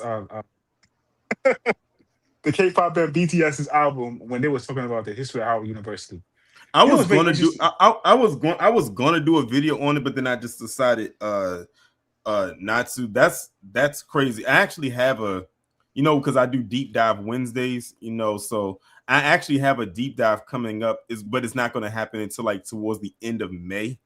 About K-pop and how they got like the history of K-pop and its relation to Black American music, like R&B and hip hop. So I have a whole, and by the way, that's my most technical deep dive I've done in the sense of how long it took me to edit it, because it was so many images and imagery I had to use for that one video. Like, the other ones are very simple for me.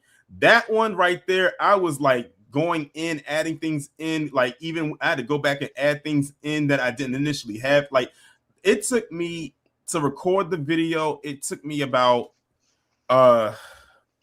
15 minutes maybe to record, but the editing took me over an hour. Like that video is so technical. And mind you, this is me using all images, like picture images with no video. If I had added video, it would have took even longer. I said, you know what? I'm not going to stress myself out with it. I said, y'all go and enjoy these images. So when y'all see it, that was my most technical one. And I kind of knew it was going to be a challenge because of the topic. It's a very interesting topic. And people don't realize that K-pop is not a brand new art form. K-pop has been around since the 90s at least. Yeah. It's just that it probably is. It's just that it got real popular in the 2010s, 2020s. But K-pop has been around. But K-pop has been around since the early 90s, going back to the New Jack Swing era. Like, it's been around that long. Yeah. Right now, with that, Go ahead, Spidey. with that, would you count that artist who did Gangnam Style back in 2013 as K-pop? I don't know. No, is he even a no. rapper?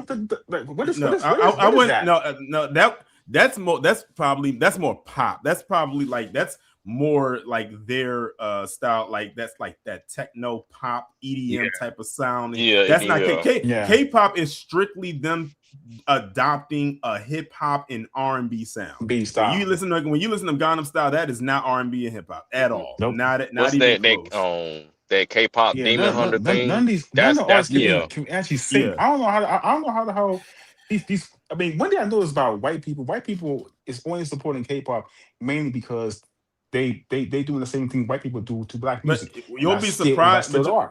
But you'll be surprised. It's a lot of black people that like K-pop artists, and that's only because when they hear it, they hear us. Like they hear like R&B artists and hip hop artists. They're literally doing like if you listen to their beats and their production, it sounds like the early 2000s, late 90s, like stuff that black artists have already done and moved past. So basically, they're picking up the leftovers and the crumbs from that era, and they're repackaging it to make this sound with K-pop. But like I said, K-pop is literally nothing but repackaged hip hop and R&B that black artists have already done. Yeah. Right.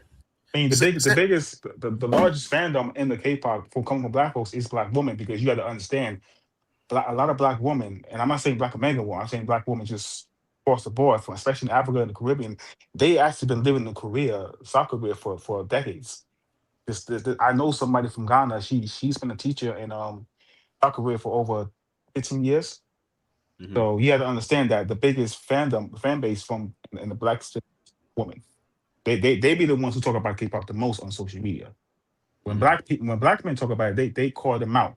Black women do it. They do it too, but they do it in a more compassionate way, which is it's okay for educational purposes. But you know, they do be getting responses from black rappers who say, "Yo, stop with that D writing." You know what I'm saying? So, but I remember a few years ago. I was watching. When I say a few years ago, I'm talking about. This was probably when I think the video came out when I was like maybe a senior in high school. So you're talking about between 06 and 07.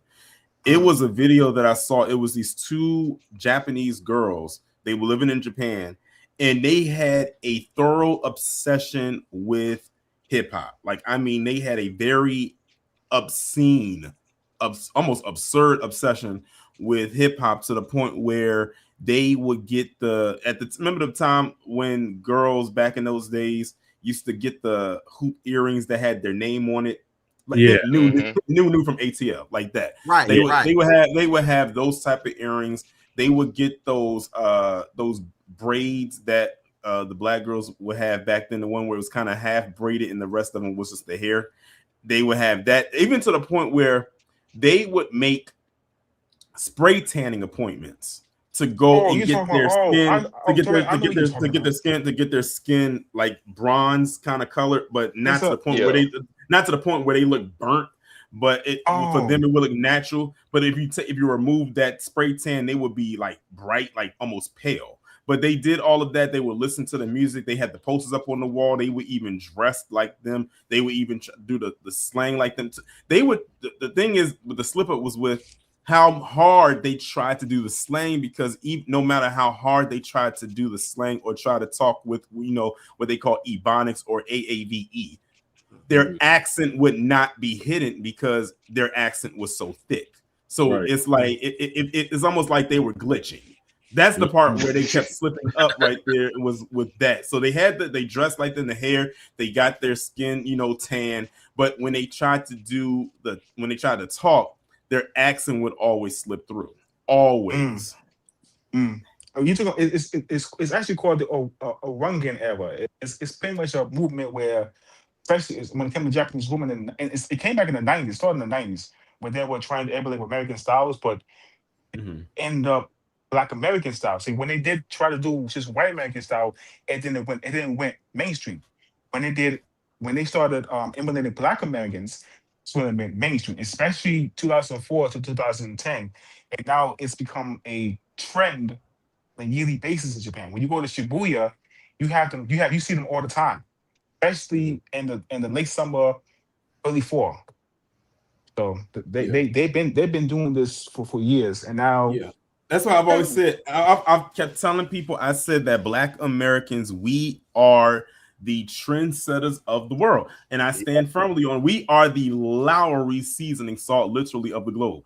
And you can't tell me any. You cannot tell me any different. No matter how hard people try and say that we're not, or they say that we have this type of culture and that type of culture. I said, well, you know, for people that say we have this culture and that culture, y'all sure love it. I mean, y'all, right. I think, and also I find it very interesting, especially when it comes to these tap dancers, is how they would love to get up here and talk about, you know, the bastardized version of Black fatigue and, you know, Black culture and ghetto culture and all this, that, and the third, but they don't have nothing to say from the standpoint of the people who go out there and imitate and mock the culture. They have nothing to say to or about them. And it's like, who are you trying to protect at the end of the day? You can't protect them at the same. You can't protect them knowing that what they're doing, because at the end of the day, you need Black people. The seller needs Black people in order for him to get ahead. Right. That's why Candace Owens was able to be in the position she was. We all know why she's in that position she is not. And what's interesting is that white folks are actually mad at her. Why you mad at her? You created this woman. You brought her on Fox News. You linked with Charlie Kirk. You funded her. With the racist, the owner of TPUSA. I mean, she was associated with Klansmen. Yeah. She was attached to PragerU. Like, you know, she was attached to a lot of these white supremacist think tanks and groups. And that's it. She literally played hopscotch with them. And now she's doing the conspiracy theory thing. So she's pretty much the leader of it now. It used to be Alex Jones, but now it's her. Because Alex Jones, he could do it. He can still do it, but that lawsuit with that tragic school shooting, it's on his behind. He's already facing delays on his payments, and he has to face a judge again for that. So it's bad for Alex Jones. But that's his dumbass fault. Right. Hey, since we were on the topic of music, I have to raise this question. Since we're a month out, how well does everybody think that the Michael movie gonna do? And I already got my Smooth Criminal suit right now with the hat, white shoes. I'm about to go in. Some of his music was gonna go back into the top 10. And most likely, well over a billion, definitely well over a billion.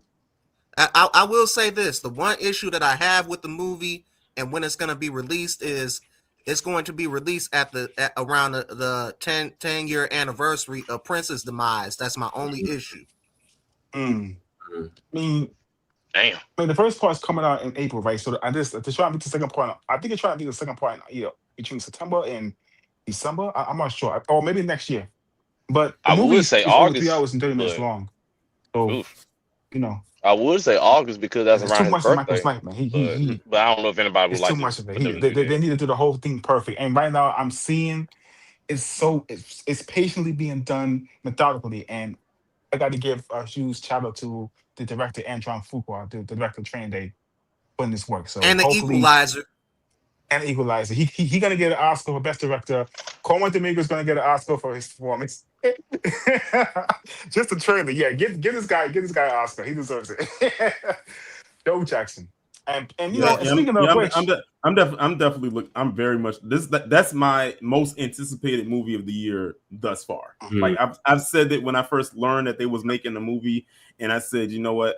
And when I saw the trailer, and then I was looking at like the behind the scenes stuff, I said, yeah, I'm definitely looking forward to this. As a matter of fact, they did the advanced screenings, you know, to go see it on the 22nd. It comes out on the 24th, but to see it on the 22nd, I made sure to get mine, and it's a good thing I did, because the theater I'm going to, and at the time I'm going, it's practically like 90% full. Like it's almost completely sold out. And then I saw that they're showing this movie in almost every format, like they're like in every premium format. So this movie's gonna make a lot of money domestically, but I have the strongest feeling the push is going to be internationally, especially over in China, because China, yes.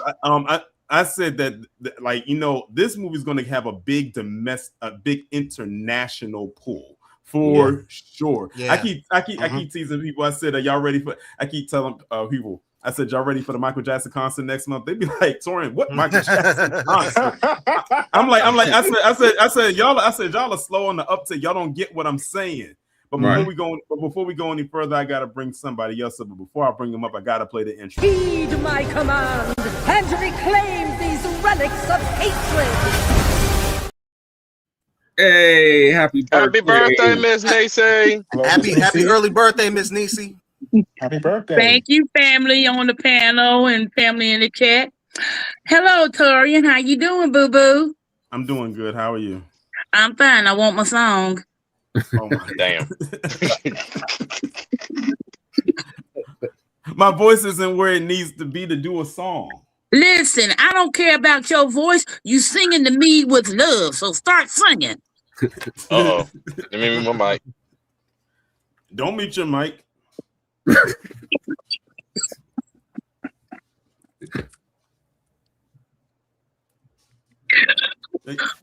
Oh, you were still waiting on the song? Yes, she waiting, Torian. Chop. Why do I gotta do it? All right, I'll let you off the hook this time. Okay. Right. Don't worry, because I do plan on doing the Black Music Month thing again. We're gonna do all the singing there. You remember the Black Music Month thing we did last year? Yes. I do plan on doing it again this year, but it's gonna be a little bit different. But you'll find that out at the end of May when I put the information out about that. It's gonna be slightly different than how it was last year, but it's still gonna be all fun the same exact way as it was. That was a fun stream. If y'all missed that, Yes, it was. If y'all missed the Black Music Month stream, you can go look at the playback of it on Rumble. But that Black Music Month stream that we did last year, first of all, it was a long stream. It was a 6 hours. It was almost 6 hours. It was over 6 hours. It was about 6 hours. Like, it was a long stream, but it was fun. It was very, very nice. I loved it.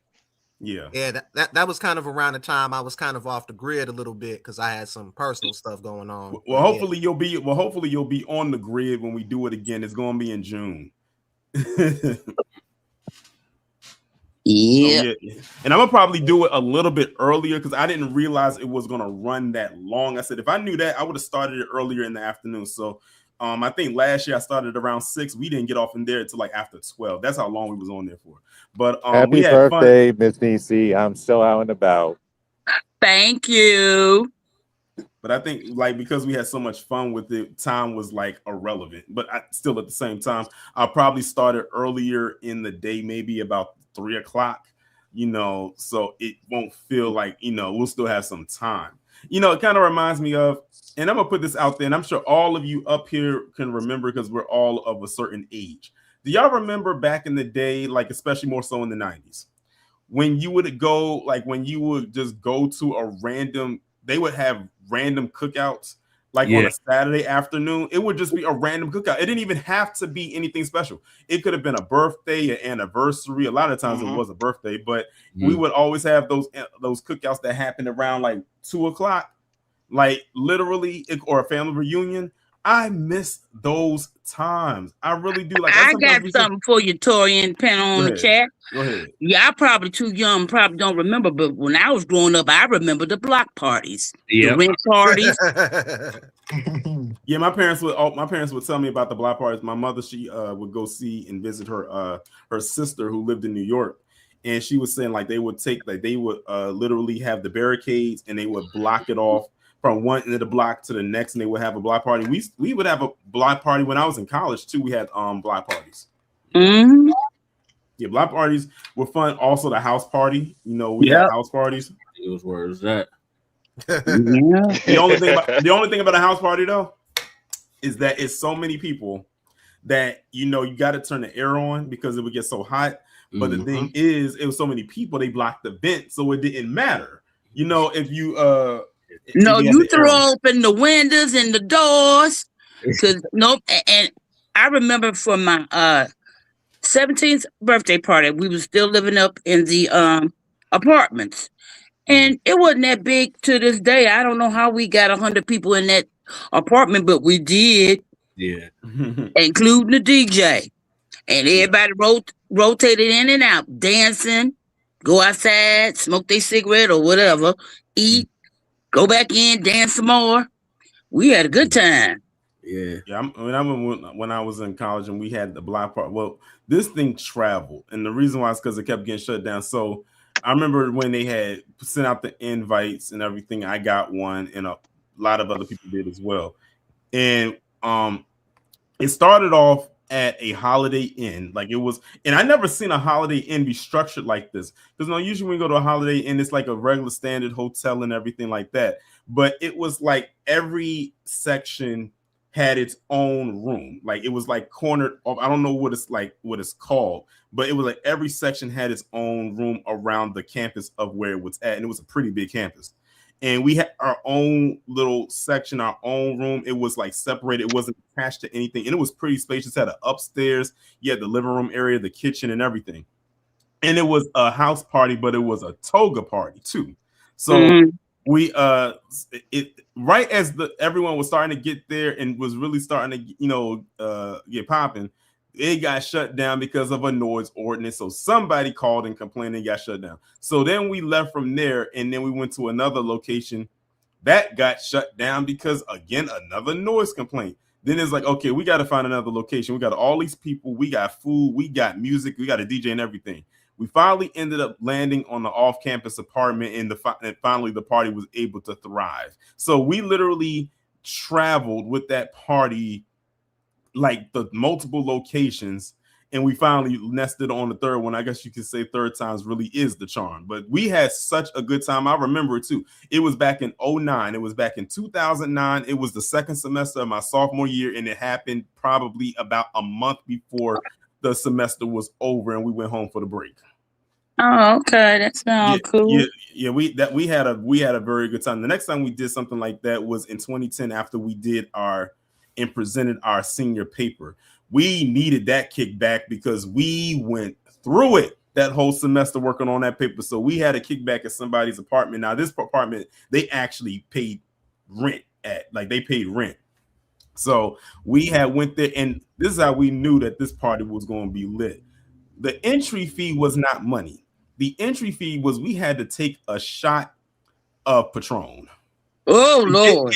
To get inside the house, like it was somebody there. They had the Patron right there, and they made sure, and you had to take the whole shot.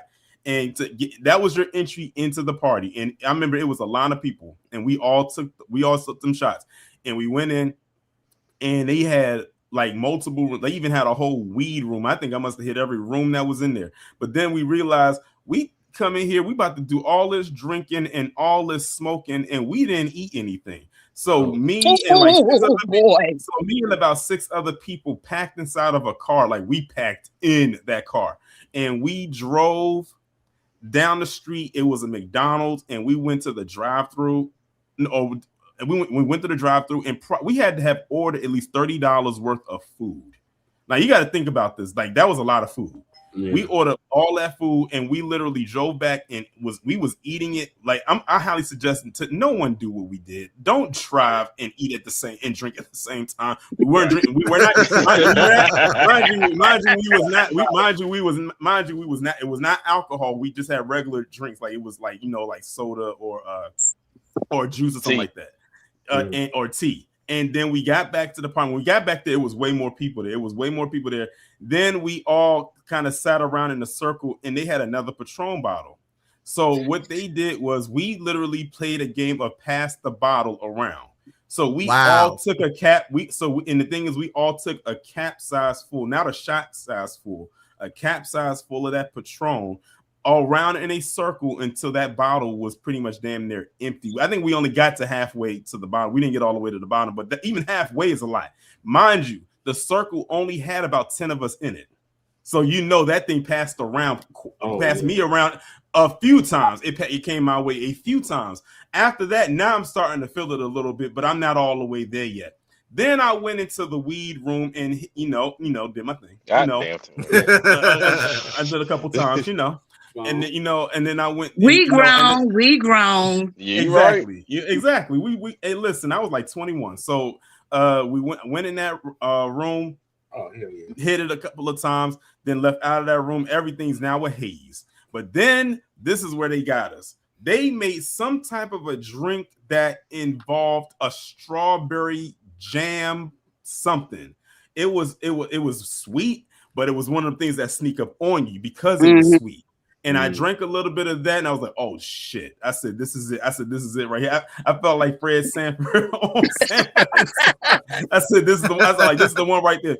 I went into the bath. I went into the restroom, and I had looked myself in the mirror and was thinking to myself, "What the hell have I gotten myself into?" I was like, now I'm like really like, I was like, now I want to ask that question after all of this has already passed. And it got to the point where one of my friends, they got so lit that they had fell on the floor and ended up that same drink that I was telling you about. They dropped it and it landed on the girl's wall. Mind you, she has white painted walls, so it landed right on her wall. I bet not only on her wall, but it fell on her carpet too. God! So she was like, hold up. She was like, hold the fuck up. She said, cut the music. She's like, cut the music. She said, "Drunk got that shit on my wall and my floor." She's like, "Nah, you gonna have to go. I don't give a damn how high or drunk you are. You gonna go in there and get a sponge, and you are going to." You remember? What movie is that? What movie is that? I'm trying to think what movie it is. American Gangster.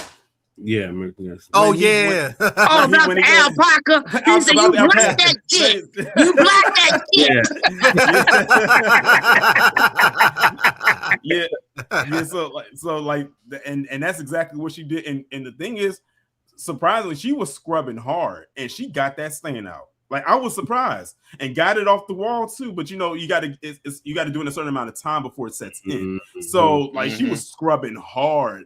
Like she got it and got that out to the point where the stain, you couldn't even notice the stain was there. It was just wet right there. And then we went back to having our time.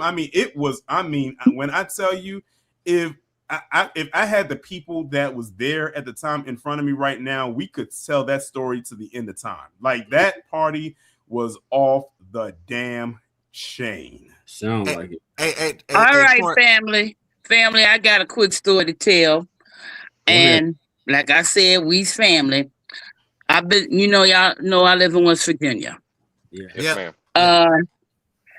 It was a small plane crash. I think it was 79, 80, something like. It was early 80s, and the plane had weed. Well, some of the homies up on the hill heard what happened. The weed scattered. Put it to you like this: everybody was lit the summer of 1980. Okay. Everybody was lit because they flew up to the airport to get that shit. I would have too. Right. I would have been right there with him. Hey, Torian, I gotta ask this. How did it ever get cold in South Carolina? Because I know it's always warm in South Carolina. It actually surprisingly snowed a couple of times while I was there. You want to know what's so crazy? Yeah, the first time it did, I don't know what's so funny, and it's funny how this all played out. So the first time for me down there that I experienced snow was the day that Barack Obama got inaugurated the first time. It actually did snow that day, and I remember they had played they had the inauguration playing in the gym, so we went into the gym and was watching it, and it snowed that day. And it goes back to that saying, remember they said the day a black president gets elected, hell will freeze over, and ironically the day he officially got in office, it snowed. So I thought it was actually interesting that happened. The second time that it happened was maybe like a year later. Now this one was a bigger snowstorm. Like, it snowed like as if it was here where I'm at or where Miss Nisi is at. It snowed like that. I'm talking about thick flakes falling out the sky. It was some accumulation. I think it was about 3 inches, which is a lot for that state in that city. And they shut the city down. We didn't have classes the next day. And yeah, so it was enough to throw a snowball, and there were snowball fights to be had. So yeah, it did snow. I remember, speaking of snowball fights, I remember the end of my freshman year of college. It was the very end. It was probably maybe the last week of April, which was the week before graduation for the upperclassmen or the seniors that were graduating. We had a campus-wide water fight. Oh boy. We had a campus-wide water fight. You had people who had buckets of water. You had people who had water balloons. People came out with them giant super soakers. It was like people was done with finals. We was just looking for something to do. And I have the strongest feeling the freshmen implemented that one. I have a feeling our class did it. Like we came in strong. Like we came in heavy. And yeah, like it was the whole campus was involved. I know them, and I think it was a Saturday too. So there's no classes, and I'm sure like it ended up getting shut down because people was throwing the water balloons at the buildings. So yeah, but it lasted for like a good hour though. A lot of ground got covered in that hour that we had that water fight. But yeah, that was fun. Another time we had snuck into the it was one of the offices that was under the library, and we played hide and seek in there.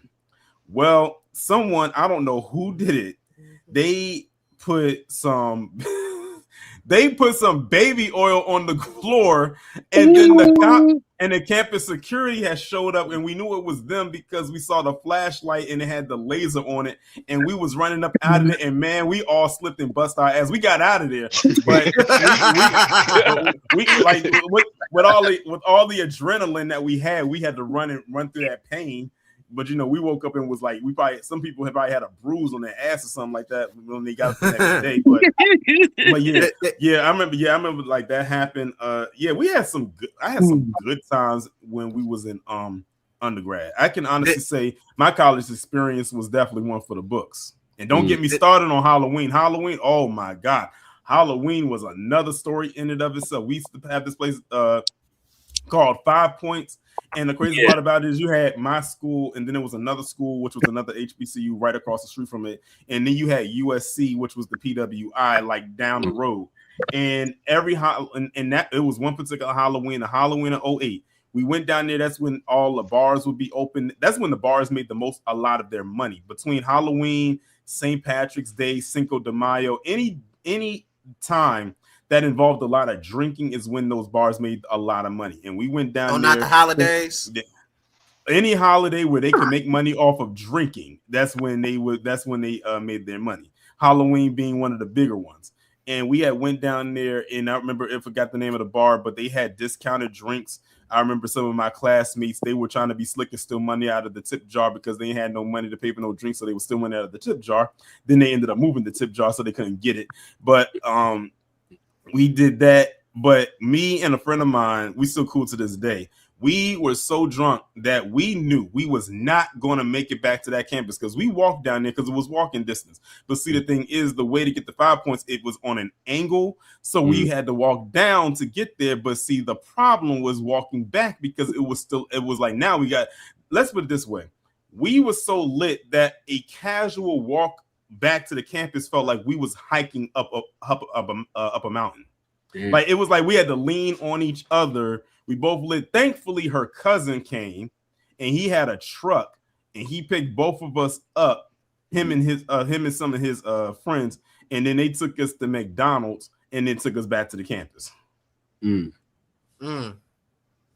Yeah, I had some good time. If y'all was like friends with me on Facebook, you could see the pictures from those times, and you'll see what I'm talking about. I even got videos up there from when I was in college up there. Like you'll probably, if you're not friends with me on Facebook, you'll never see them.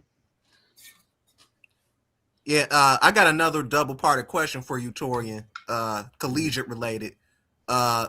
So number one, what was your rival? What was your schools' sports rivals, and number two, which was a better experience, the football or the basketball games?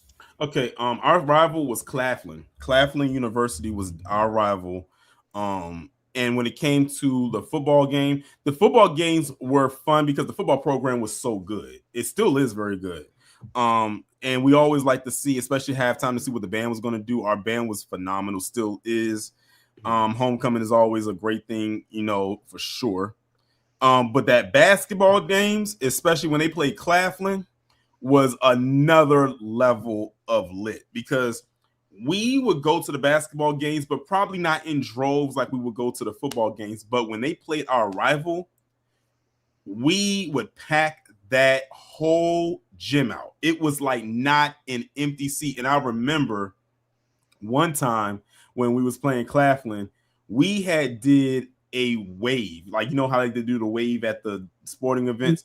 Yeah. And we had a wave that lasted for at least 5 minutes. And anyone knows that's a long time to do that wave. And we did the regular wave. We did a slow motion wave. We did this rapid fire wave. I wish I would have recorded that. I would have pulled that video up and y'all would have been able to see it because I would have put it right on my Facebook. But yeah, whenever they played our rival for basketball, that was always lit. But when we had our football game, no matter who they played, those were always gained a lot of people. But like I said, homecoming was the one for sure where we had a lot of participation around the football games for sure. Hell yeah.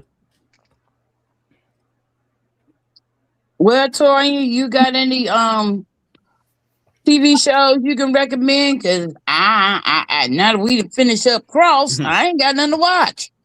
Yeah, I'm currently, actually, it's a couple of shows that I'm watching. You probably wouldn't watch them though. I'm watching the new season of Daredevil Born Again just started, so I'm watching that. I'm also watching the current season of Invincible. I think it's season 4 that's on now.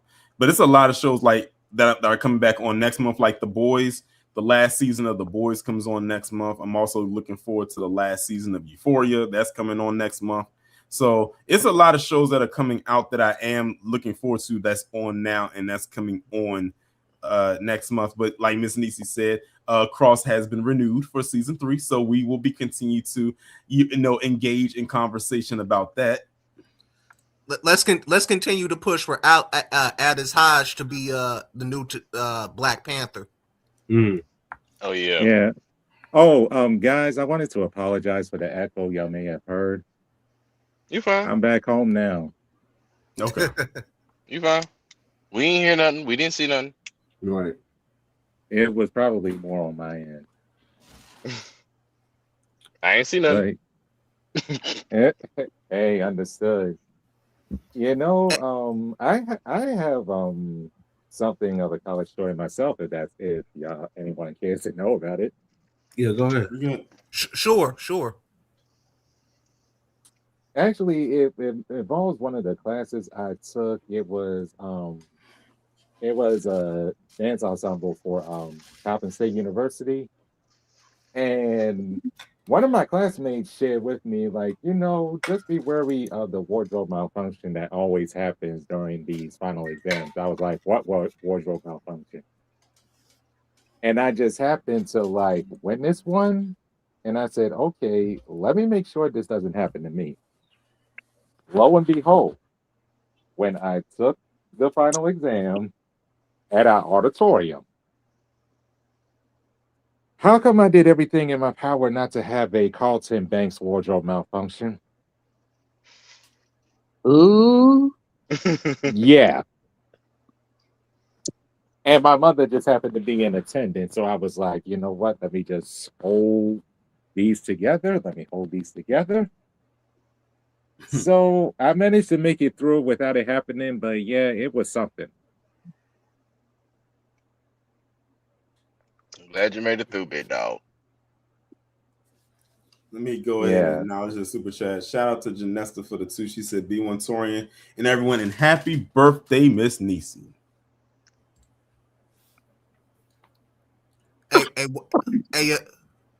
Wallow, Yeah, yo, Wallow J, I got a question for you. Since What's you live up? since you live in North Carolina, this might sound like a random question, but what's y'all's top fruit producer, or what's the top produce when it comes to fruit in that state? It would depend on probably where you stay at, because like, it really does depend on where you stay at. Like where I'm at, I'm on the eastern part. I'm like closer toward the beach. I'm not near the beach. I'm like how about 2 hours from the beach? But I would say the top fruit over here probably will be either apples or it might be most likely apples, because oranges is more like a Florida thing. It's more like apples and stuff like that where I'm at. Green or red? Yeah. Because from what I read, y'all kind of known for strawberries, if I'm not mistaken. Yeah, apples, strawberries, watermelons. Watermelon season about to start back up now. So I mean, watermelons, strawberries. That'll probably be the main. Well, yeah, those three. Because I Green had or red apples? Hey, Wallow. Yes, Miss Nation. Is Fort Bragg still open? Who? Fort Bragg, the military installation. Oh yeah. It's still open. It's still near Fayetteville. I mean Fayetteville, excuse me, but Fayetteville. Fayetteville, yes, it's still open.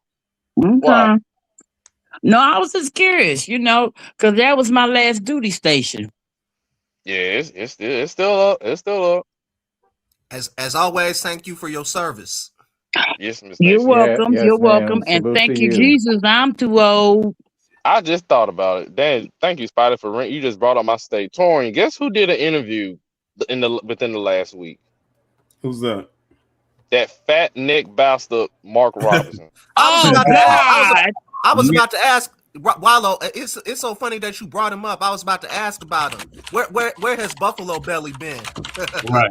He been in hiding. He did an interview. I don't know. I think it was with a local affiliate in Raleigh talking about his political campaign, because they had asked him in an interview. Well, I think he was going to, not in this interview, but like another particular interview, since he had failed to become governor. They were like, "Well, are you going to run for Senate?" He was like, "Nah, I ain't running for Senate." I'm like, "Please don't. Please don't. No, we don't need you. You too much of an embarrassment." He got his ass whooped, by the way. I don't think he knows about it, but he got his ass whooped in the election. He lost really bad. He lost by like 15 points. Oh, bastard! That fuck. Okay, let me stop. Okay. You know what I these find? Politicians have been getting bodied in these past elections. Well, you know what? Funny we ain't heard Dilly Squat from Rexy Crockett. Oh yeah. Nah, we don't. If she quiet right now, she'll pop back up. But the super mayor, she running in Georgia. I heard she running as a Republican now. Yep. Who's this? The super mayor. Remember the super mayor in Dalton? Tiffany, was it Tiffany Hinger, right? Oh God, you mean she ain't in jail? She ran to Georgia. Yeah. What did Kendra say? Run to Atlanta when you need a check balance? Yep. She ran to. I said, everybody's run to Atlanta. Jesus Christ! Hey, before you know it, Valentina Gomez might run to Georgia. Oh Lord! Oh Lord! Don't tell KG that. hey, Wallow, how you like y'all's governor, if you don't mind me asking? He all right for right now. He all right. He's part of the small hat community, but yeah, he all right. Of course, that's part of the reason why Buffalo Belly lost, because he attacked them. Yep. Yeah, I mean he won't go win anyway. Everybody know the South is the South. Mm-hmm. It's always gonna be true to his roots. He was never gonna win. Maybe as a Democrat, but I highly doubt he was gonna happen. I don't even know who they're gonna run. Shoot, I don't know who they're gonna run in 28. That's gonna be the biggest question, because the lieutenant gov, both of the lieutenants are Democrats. So I don't know who they're gonna run. Well, family, I'm getting ready to drop off, but I'll leave with this statement: repeat, defeat, 2026. Yes, ma'am. All right. Yes, Enjoy your birthday tomorrow. Yeah. Shout out to Miss Nisi for coming up. That's right, Doc Spencer. We all known for that tobacco too. Yeah. So of course, like I don't know if y'all saw the poll that I put up on my community tab a couple of days ago. Well, I finally broke down and actually created the TikTok account. Oh, you did? Oh, okay. Yeah. Okay. Yeah, I posted 2 of them up there so far. They actually did pretty good. The algorithm over there is different because I was not expecting to get that much traction for those videos. I think right now, for the last time I look, I think I'm at like 20 something followers. Over there, I only have 2 TikTok videos so far. Huh? Are you Torian Rain Reloaded on Twitter? On Twitter, or on TikTok. You talking about TikTok or Twitter? I was talking about TikTok. I'm gonna follow you on TikTok. yeah. Just be careful over there, man. TikTok is another frontier. Yeah. Yeah, I was dead set against it, like initially to not do or create it, but I said, you know what? Let me go ahead. I just broke down and made it. So Isn't Afro and ZZ over there too on TikTok? Yeah, they over there. They're over there. Listen, them lives, though the playbacks anyway, are so crazy. More so when the people be coming up there acting and talking crazy. Yeah. I had told Afro because I talk to Afro every now and then, like we have each other's numbers, and I had called them to tell him. I said, Afro, I broke down and created the TikTok, and I said I'd be like looking into like your lives, and I said some of them people that be coming up on there and talking, I said you better than me, because if anyone came up there and was talking crazy on my panel like that, I would just like let them say what they got to say and then just remove them. Right. You know, like I wouldn't even engage with the back and forth. I said, y'all know me, and I've actually done it before. Like people come up there and like try to troll, and I just let them say what they say and just remove them, and then after that I block them. Mm-hmm. Now you can go and talk to yourself. But I guess like it's insane. But I said it's good now, because then whenever he has another one, if I want to be a part of it, I can. Because that's the thing. On TikTok, if you want to like watch the lives, you have to have a TikTok account. Like you can click on it while they're live, but you won't be able to hear anything. Like they're gonna say, "Oh, sign in" or something like that. But Right. now I can. But now if I click on there, I can actually go there. It kind of reminds me of those Twitter Spaces. Yep. I'm gonna be honest. I don't remember when I made a TikTok account, but I removed it off my app last year. Mm-hmm. And if you didn't remove your account, whenever you see your TikTok live, more than likely they'll pre-install the app again just because you have the account. This happened on my phone. Torian, my lady wanted to let you know the new season of From is coming. I have not seen one episode of that show. I mean, I've heard good things about it, but I've never watched one episode of it. Oh God, it's crazy. I got a question. Anyone in here watch Invincible? Yeah. I watch it. Yes. What are your thoughts on season 4 so far? The last episode was more of a filler. I didn't really care for the last episode. The first 3 episodes I liked, but the 4th one wasn't good. It did not keep my attention at all. Like I'm gonna be. What's your favorite season, Joseph? Oh, we're watching pizza. My favorite, honestly, Mm-hmm. 2 and 3. 2 and 3.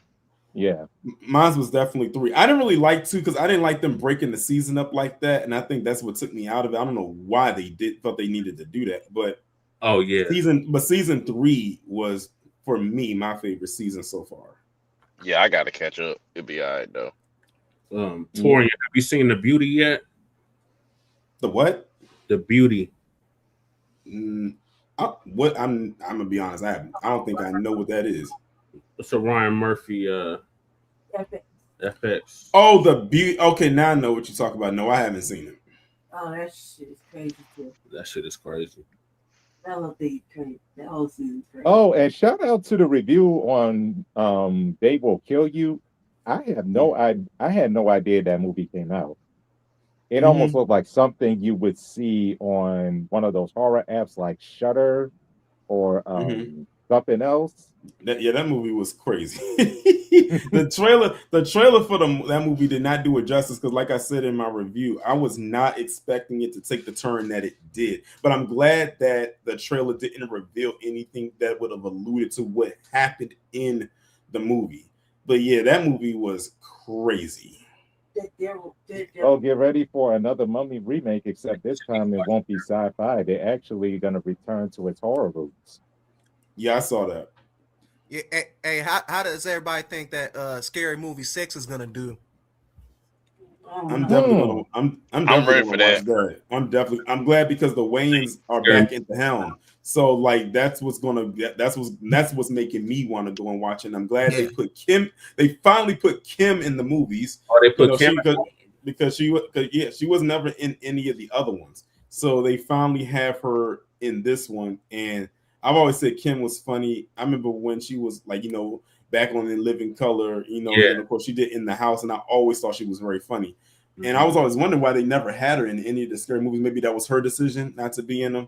But I'm glad that she's going to be in this one. And I'm just glad that the Wayans are like back in control because they are that franchise. Like literally that franchise does not move without them. And I remember watching that interview that Marlon had did on Club Shay Shay where he was talking about that shady stuff that Harvey Weinstein did to get them up out of there and basically hijack their IP. And that's why after the third scary movie, it just went downhill. So what was the last one?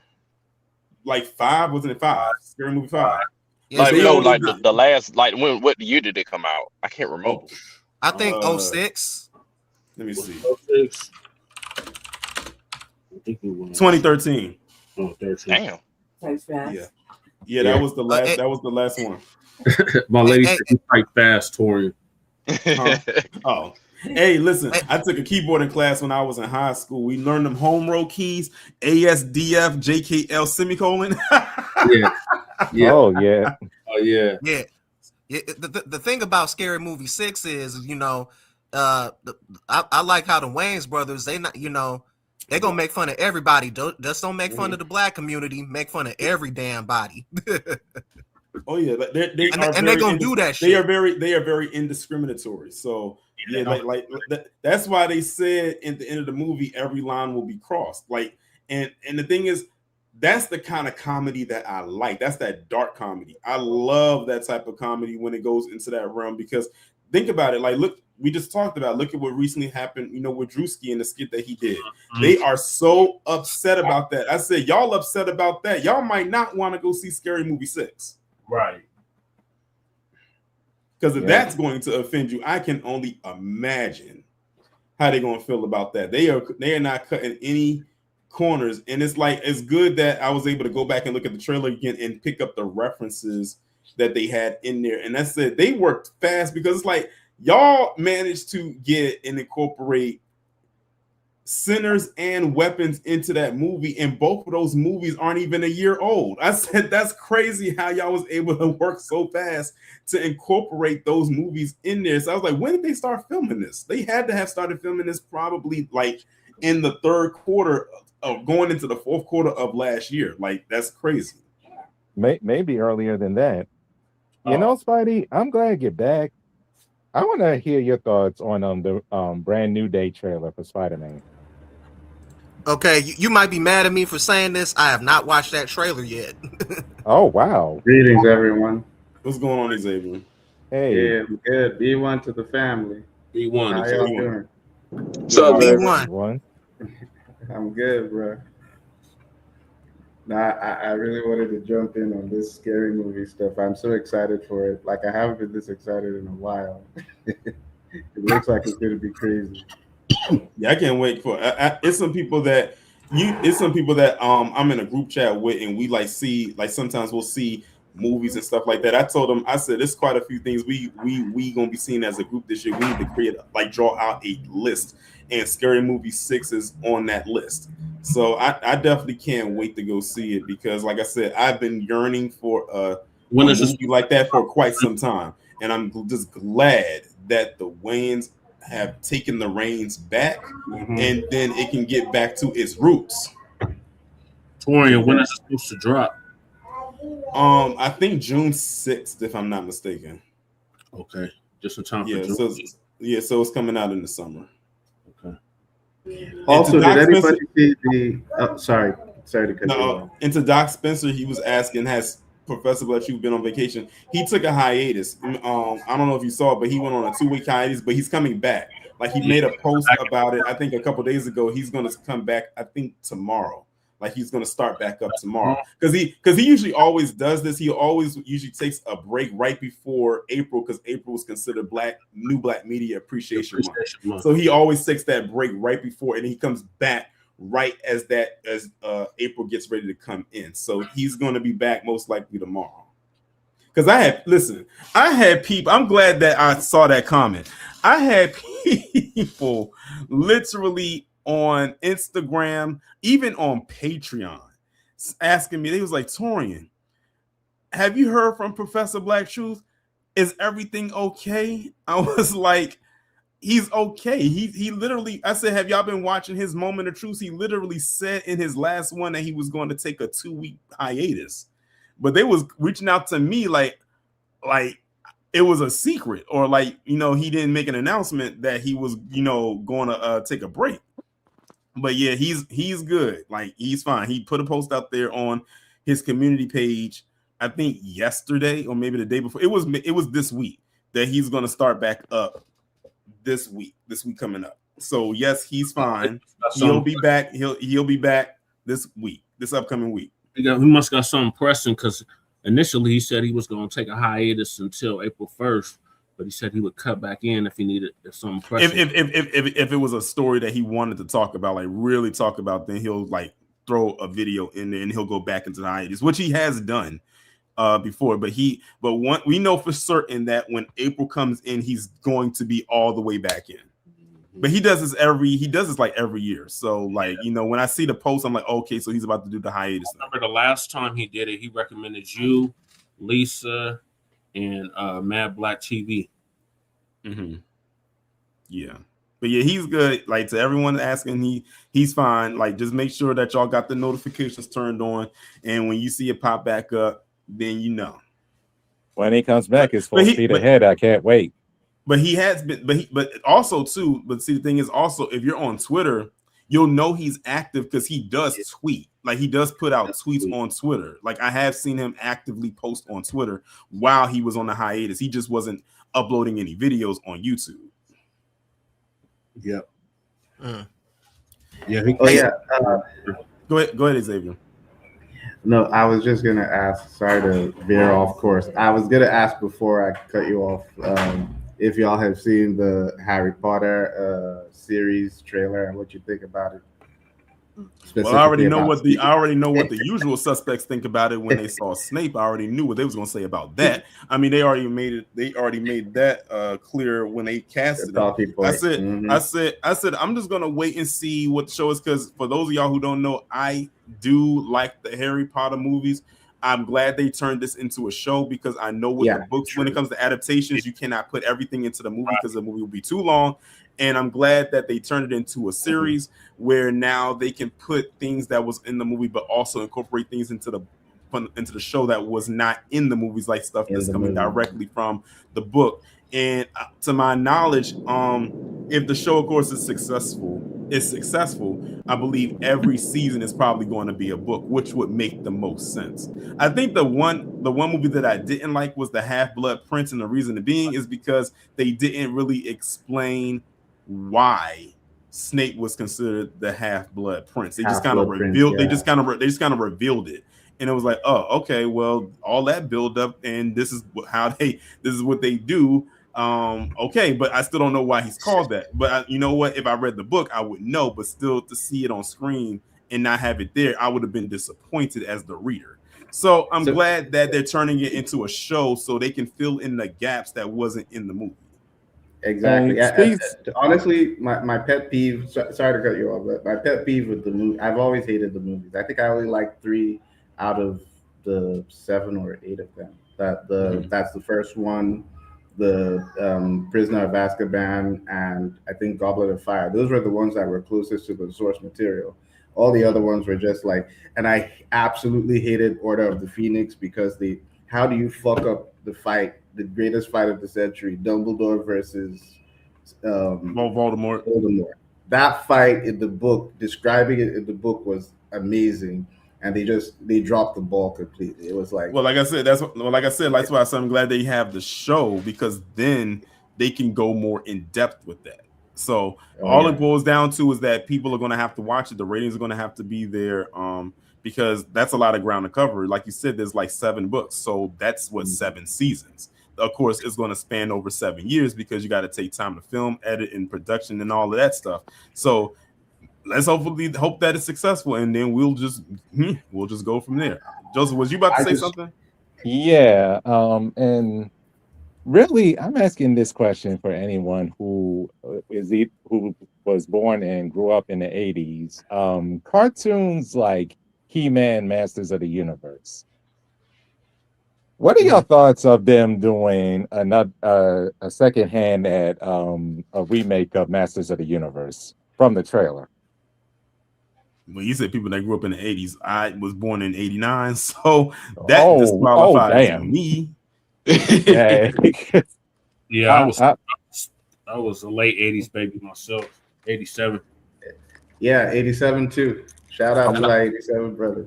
I'm a 92 baby, so I definitely don't count. Damn. I definitely don't count. I was born in 01, so the year I graduated. That's crazy. Oh wow! I graduated high school. Going into high school in 2001. You're younger than my brother, my little brother, actually. Wow. Well, that omits that, but I think this summer might be interesting as far as movies, especially the trailer for He-Man actually looks good.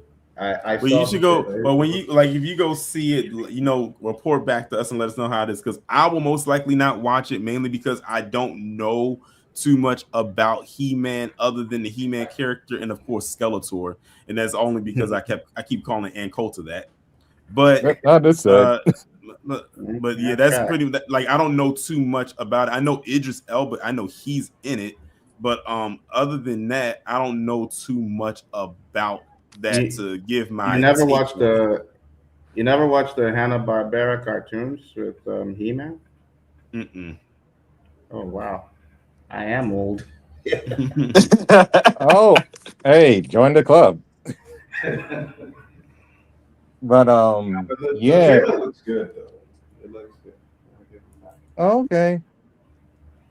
Supergirl and Spider-Man around the same time. I am looking forward to Spider-Man. I am looking forward to Spider-Man. Oh yeah, Spider-Man. Yes, there's a lot of good movies coming out this year. Yeah. Like I said, y'all gonna be mad at me for saying this. I still have not seen that Brand New Day trailer. I gotta watch that trailer. Oh yeah, I just thought about the Mortal Kombat come out too in May. Oh yeah, yep. I'm not watching that Street Fighter movie with the rat Curtis 50 Cent Jackson. I can't support anything that dude does. My issue with Street Fighter isn't even 50 Cent. My issue is with Andrew Schultz being in the movie. Oh yeah. I really can't stand Andrew Schultz. I said if he wasn't in the movie, I would probably give it a chance. But I cannot stand Andrew Schultz. Like y'all already know, I do not like him, like, for a multitude of reasons. But that's what's keeping me from wanting to watch it, and I'm fine with that. But I am looking forward to Mortal Kombat 2, especially since it looks like in this one they're getting into the tournament, which everyone knows who's a Mortal Kombat fan knows that's like one of the biggest parts of that game is the tournament. Mm-hmm. So I'm definitely looking forward to that, and I'm liking that they got new characters in there, like they doing all the fatality, all the things that us Mortal Kombat fans love to see. So yeah, I'm definitely looking forward to that. And of course, the racism is there. Yeah. Oh yeah. Why does Charlemagne keep?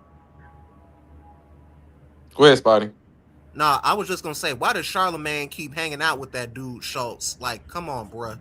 They got a podcast together, some stupid mess like that. I don't know why. Right. That's what I'm saying. Right. Brilliant Idiots or some shit. I watched a couple episodes. That's still up. Their Brilliant Idiots podcast. Yeah, still up.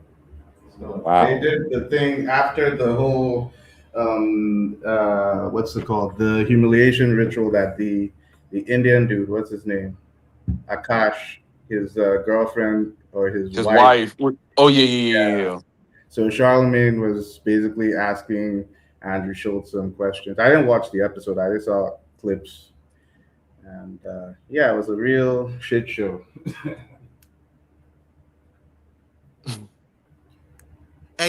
So Joseph, you and B more, right? Yep. Yeah. Where is your roots from the Carolinas by any chance? South Carolina, Georgia, and Virginia. Virginia Oh, on my mom and dad's side. South Carolina on my mom's side, and Georgia on my dad's. Oh, okay. You know what? I'm glad you asked me that, because one thing I want to do this summer, and I don't mind sharing this.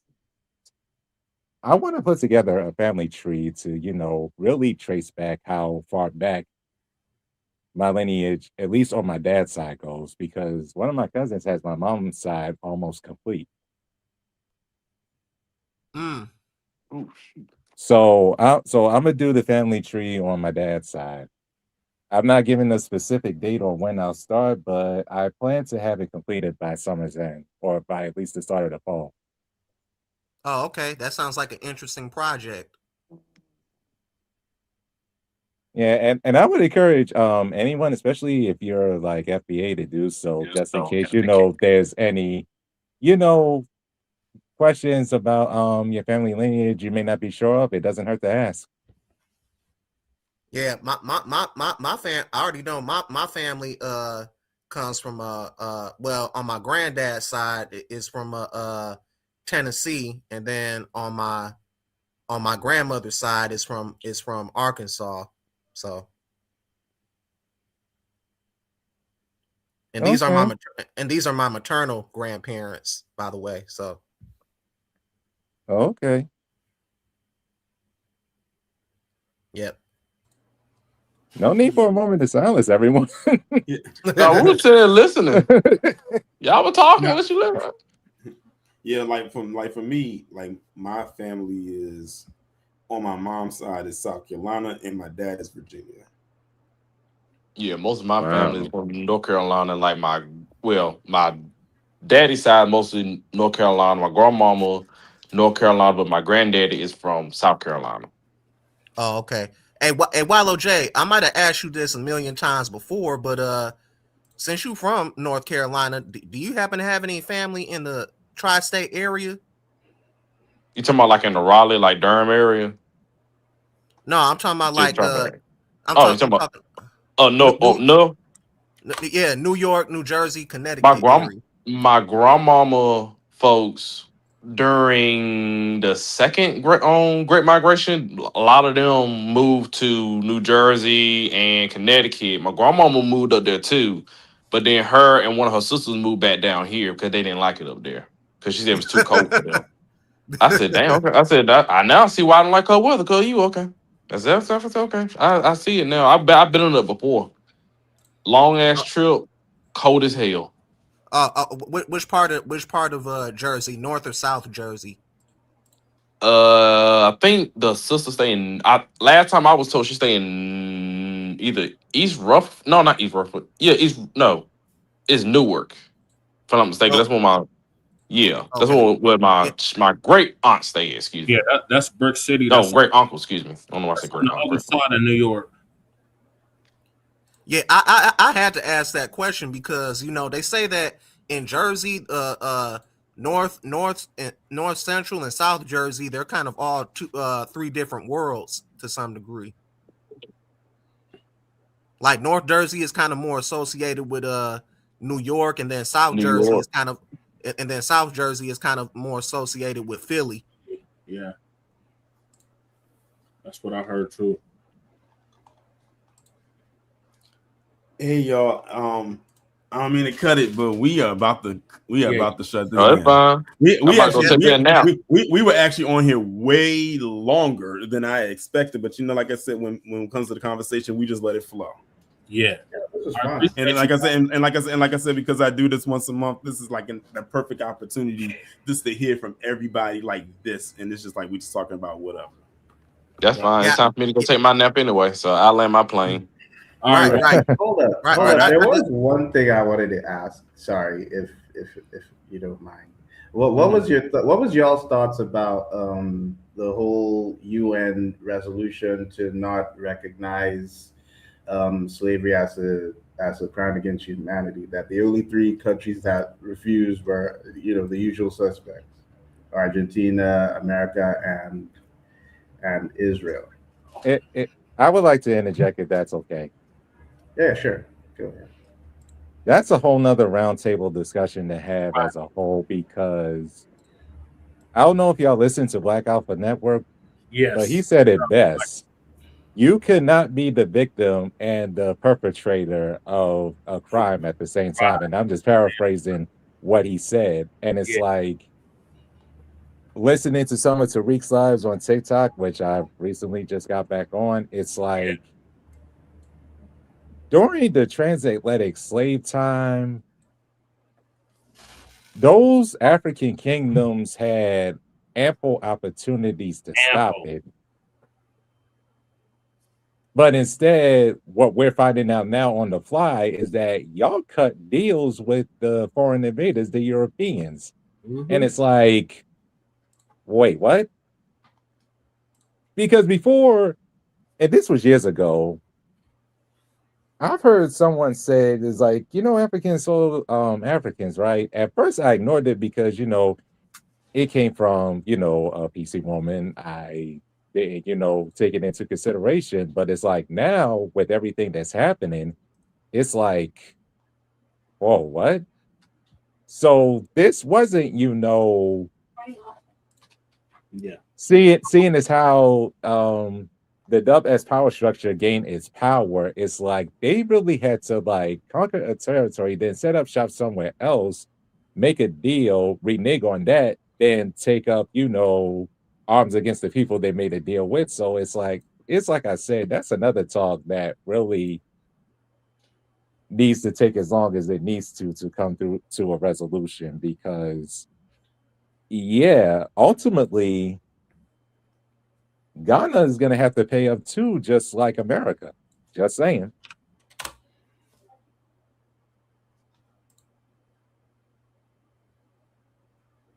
Was that the Bottom is they owe to. So we they do, but at least the way I see it, it's like at least they're having a conversation, and the fact that these only 3 people countries decided not to even acknowledge it for once. We could get into the nitty gritty about who owes more and all that, but at least have the conversation. You get what I mean? At least that's how I see it. Yep. Hey, Torian and panel, I just wanted to say thank you for the opportunity to let me speak, and y'all have a good rest of your weekend. I'm about to drop off. Yeah, you too. Hey, Spidey, don't be a stranger, sir. Yeah. I'll try not to. Thank you. All right. Shout out to all of y'all for coming up. Participate. Going live later. Okay. And True Crime, it will be a True Crime Sunday tomorrow, so definitely be present for that. That's going to be. I'm gonna start the pre-show over here at 11:40, and then we're gonna, of course, go over the Rumble with it to watch the documentary. This might be one of the longer ones because this one's over an hour long, so it's gonna be good though, just like all the rest of them. But with that being said, shout out to each and every one of you. Shout out to everyone that came up, everyone that participated, everyone in the chat. Shout out to Janesta for contributing to the super chat. Everybody in Discord, the members, the mods, everyone on Patreon. I greatly appreciate each and every one of you. We are about to get up out of here. I'm gonna probably rest a little bit more because, like I said, I'm still a little bit tired from yesterday. But shout out to all of y'all, and we will be back on here tomorrow morning in the late morning for True Crime Sunday. Be safe, stay warm, or actually stay hydrated because it's actually pretty decent today. But and of course, be one.